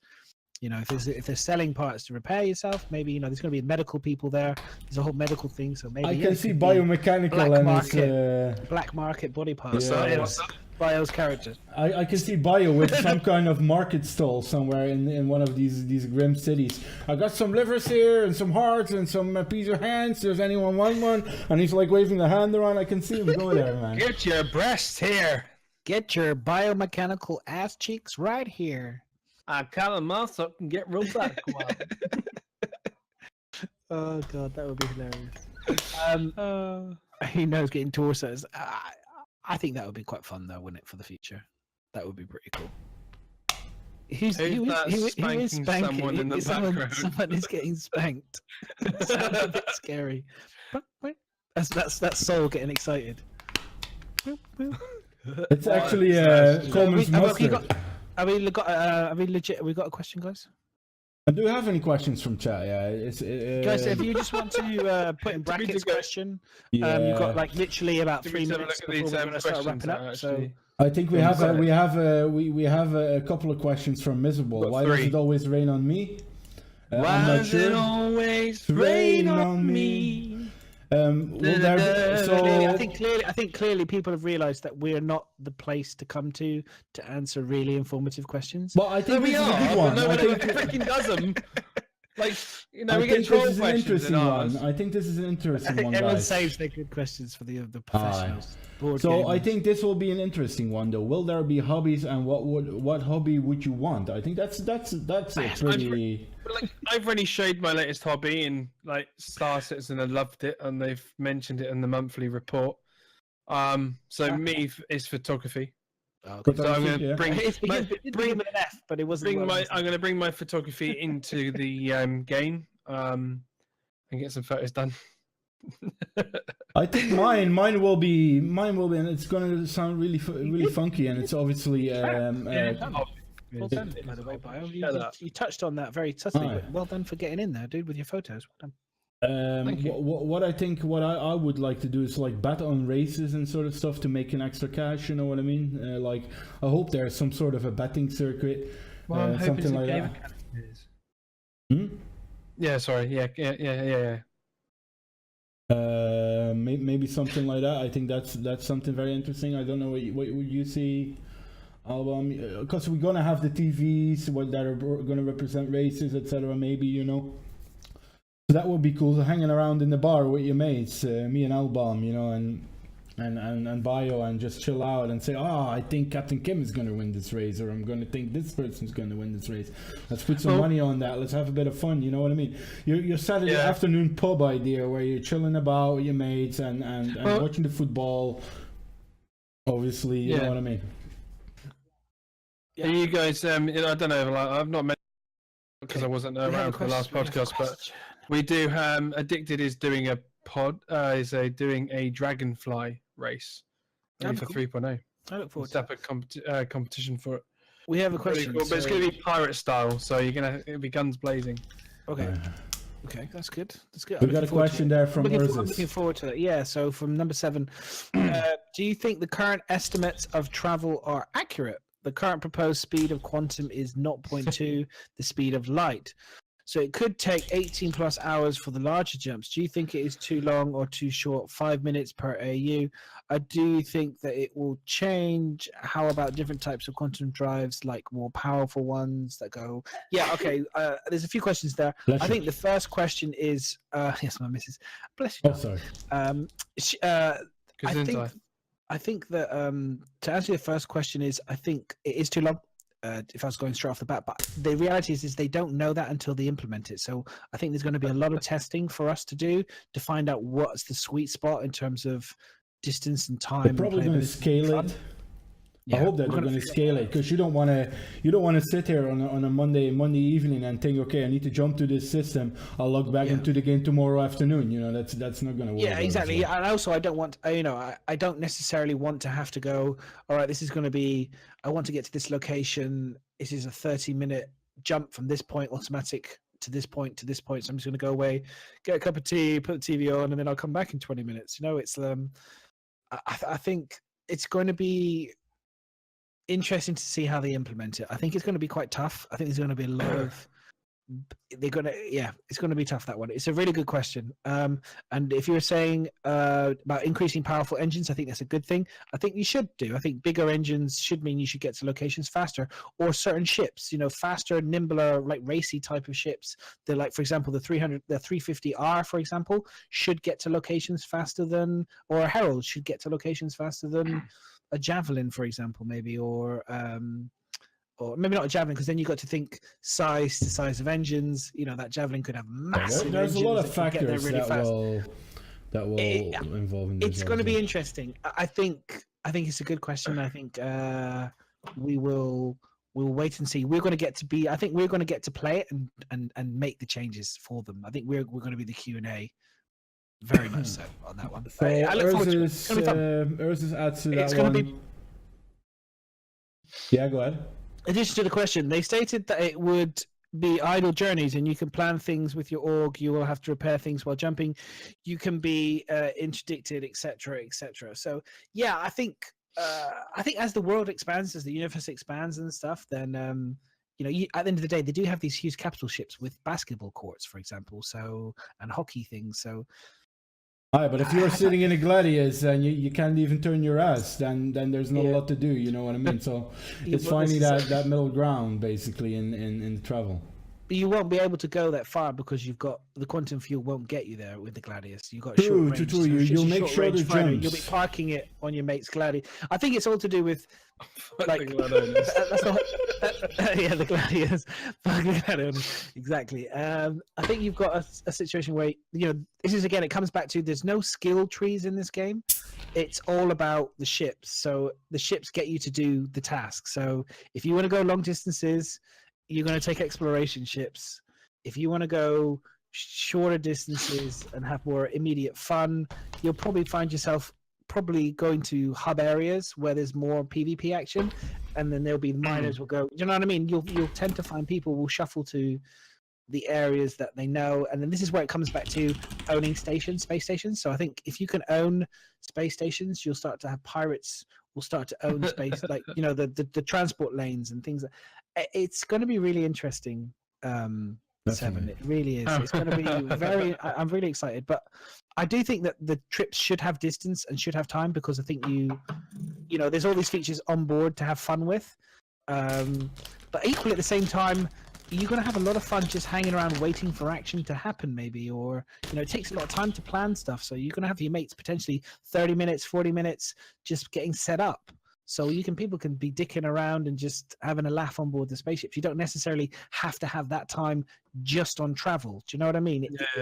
Yeah. Like just to say, I need I need 40 minutes to jump around so that I can have my mates do some stuff on board. Your mates are going to do stuff on board anyway because they're going to be kicking their feet up and having a laugh. At least with the new Gladius rework, mate, they might be bigger, so they might have some more fuel so you go further.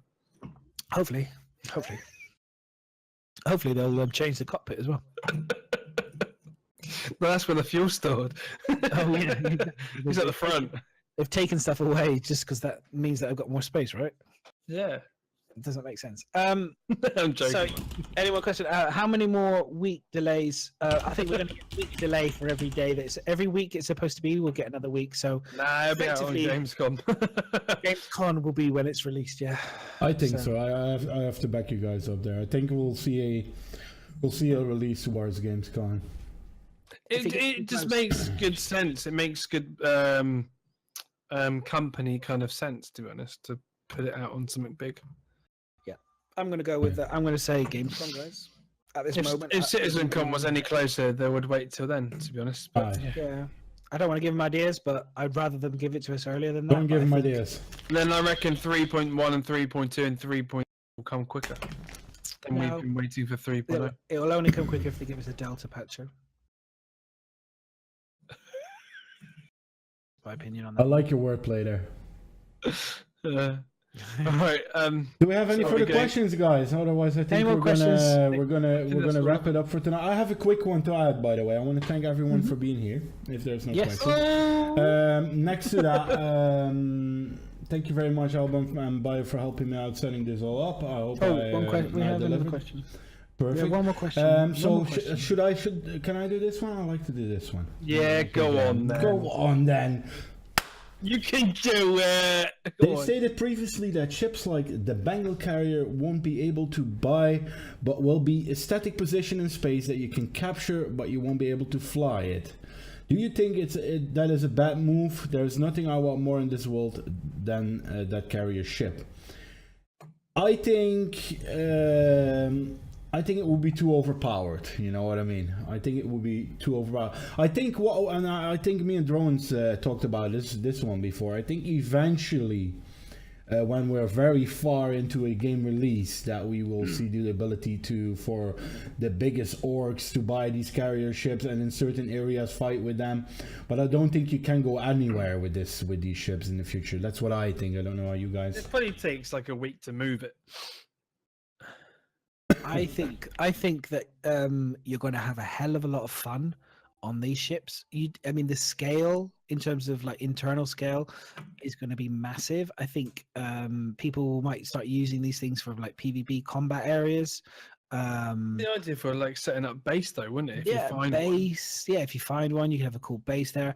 I think there's going to be a lot of fun just with them as a stationary objects for now. But I do agree with Solitary. I think that in the long run, all of this stuff will eventually probably become available to us. So they're naturally going to will produce new capital ships and new big things, and then eventually there'll be a big thing, and it'll be like the Bengal carrier is now available for you to be able to upgrade to, because eventually people will have javelins and they'll want some other elite ship to, if you're a completionist, you naturally will want the next ship. So you've got to keep things back. You naturally got to keep things back because it keeps you on the hook. If you've got everything, there's nothing else, then you move on. If there's that one thing, I really want the Bengal carrier, like you just said, I really want it, and you can't get it yet, it's just going to keep you there waiting, and then like, oh yes, I can now have it, yay, and then they'll have something else ready to say, here's the king ship. You can't, like, at the moment, we cannot fly king ships or any Vandal ships of that capital size. That will eventually become a thing, Yeah, but who will try and steal one, though? Well, we'll maybe try to steal them. Maybe you won't be able to fly them. Maybe it'll be the similar thing to the Bengal. Who knows? They've stated that you might be able to steal them, but we'll wait and see. Again, they're aliens to us, so, we might not be able to. 80-kilometer long Titans. I can see someone running from the front to the end in a speed run on a 24-hour stream or something. That would be fucking fun. The more features from 3.1 and beyond will be included in 3. It's just basically the longer that we wait. Yeah, well, that is true. They're doing it now, and like the longer we're waiting, the reclaim is actually being finished off. Exactly. Yeah.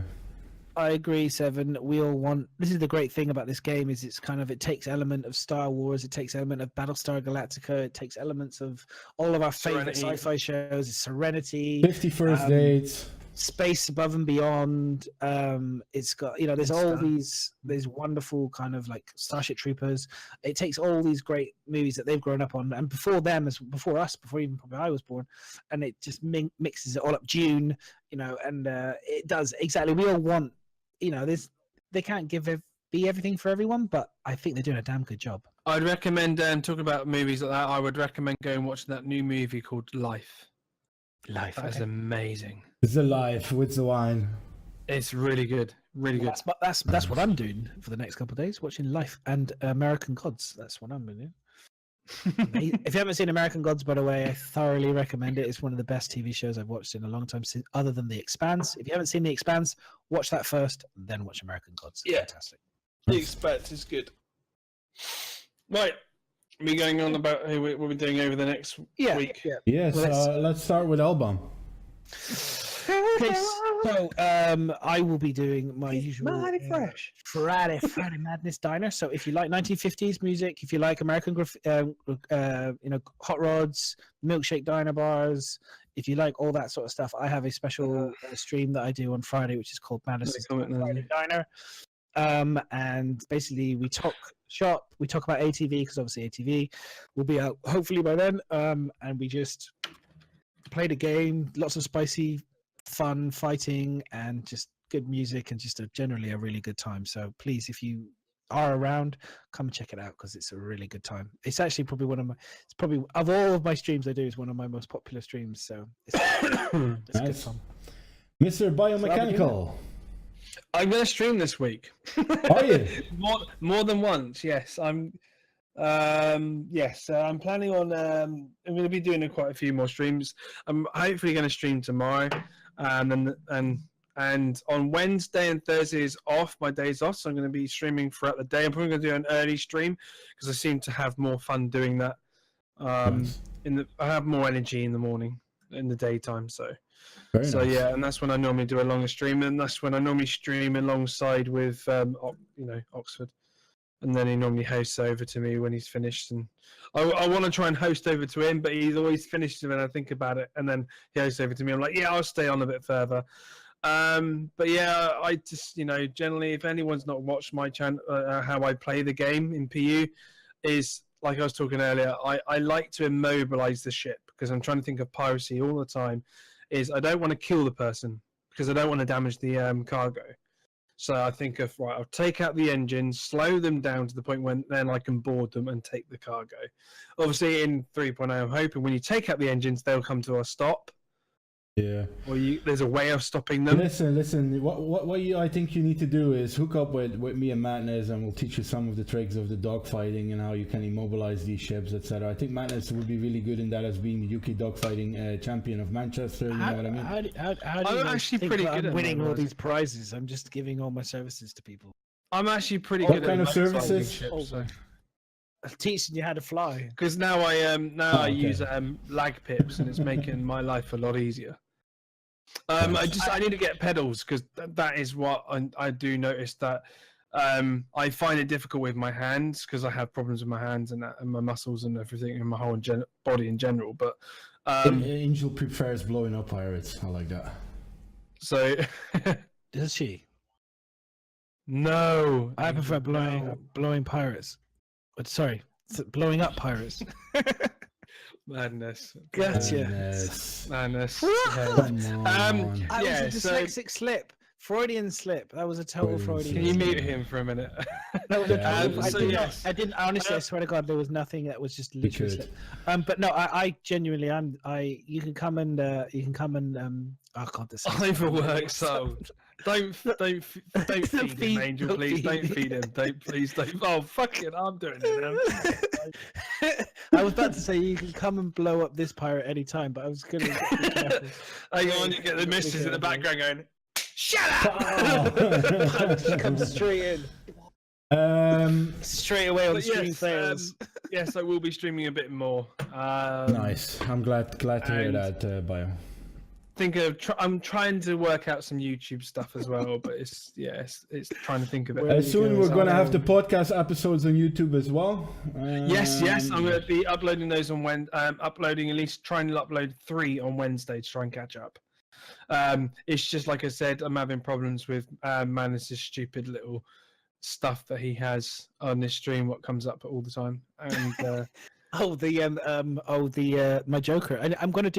I'm gonna record the audio myself so I can do it. yeah, please do. It'll be a lot So- easier. So that way It's just- people know it's just me. Yeah, because of normally it allows it on and sometimes mutes it, but I think with YouTube's changed things now, where it just doesn't allow videos on for some reason. Okay. That's what I've been having problems with. So even Kuro's one when he played Interstellar on stream, I'm surprised he never got banned for that. But yes. So I've had to remove all that, and I'm struggling with that as well. But yes, we got these scars. scars. Oh my God. You're doing better now. You're doing really good. You're getting there. Maybe You're getting a there. whole stream. You should do that and talk like Do- that, and I should do talk the- like do the Christopher key- Walken. Do my Joker impression. Yeah. What happened? Did your balls drop off? Copyright I wanna is, do that scene, like- copyright Wanna is See a yours. magic trick. You see this watch? Coming back to the last person here, I will probably go on be because we're going to do impressions till after midnight. I'll be streaming. I'll be dogfighting. I will be chilling. So come around, check it out as always. Something that I wanted to say earlier. 15th of July, Bar Citizen, Birmingham, UK. For everyone that's from the UK and is interested in coming around, it's also my birthday. I'm gonna try and make so it. I'm definitely, gonna come try and check it be out. there. I'm gonna try and get there, Definitely. dude, for sure. You'll have to come well, pick me up though. We need to Right. shout out to. There is another Bar Citizen going on. We missed it last week, and I'm going to give him this week. Chav Hunter has got a Bar Citizen going on at the Royal Oak. I'm going to link it in chat. The Royal Oak. Yeah, I'll give bless it- him. The first one, no one turned up. So he's going to be doing a giveaway, as far as I aware, for a spaceship. He said so. He's trying to bribe us all to turn up. Which I think is a Definitely go good, check him which out. is He's a which good is guy. a very very good. It says here's the link to Google Maps. I will dig out. Did he actually? I think he probably forgot to give the date that he's doing it. Hang on. It's useless Isn't it already information. gone? That's what I Think thought. so? No, don't tell me it's gone. I thought it was the 11th, but That was the 11th. No, that he- was a different one. He did Oh, one, okay. and that was the first one he did, and no one turned up because I don't think he publicised it enough. Yeah, so I'm going to give it. So he's he redoing it and said, hoping that people was going to turn up. No, I don't think he did miss. So He didn't give. He didn't give me the. I'm the still date. talking. Oh. I'm still talking to Yorin Miz in regards to my Bar Citizen, so that's going to come onto the Bar Citizen page soon anyway. And also Yorin is shouting things out and making things happen for us. So it should be a spicy Bar Citizen on the 15th where we get smashed, and should be good. And live stream it, yeah? I am thinking of live streaming it. Yes, so. Yeah, cool. Use BitStreamer. No, we're going to use the laptop and the Wi-Fi. Fair enough. and fair so we're going to do it properly, so I don't have to run around with the phone all damn day. and make Yeah. some stupid concoction that I did. Yeah. Yeah, well, it works, so I can see why they did it. But what me and Album did in the car wasn't really really good. Guys, keep your eyes out on my Twitter or Album's Twitter. I'll throw on there what date Chav is gonna do it, so we can make a bit of do a bit of marketing for him and get some people over there. Everyone, thank you for being here tonight. Also, all the guys, thank you for being here tonight. Awesome. Next week we're on who? On who's? We're going to be on Bio. Yeah, mine Bio. next. Ooh. Yeah, so Bio's Back going to to be me. host next week. Back to our Bio, then myself, then Miserable, and then Solitary. So, yeah, thank you all for coming out. Love you all so much.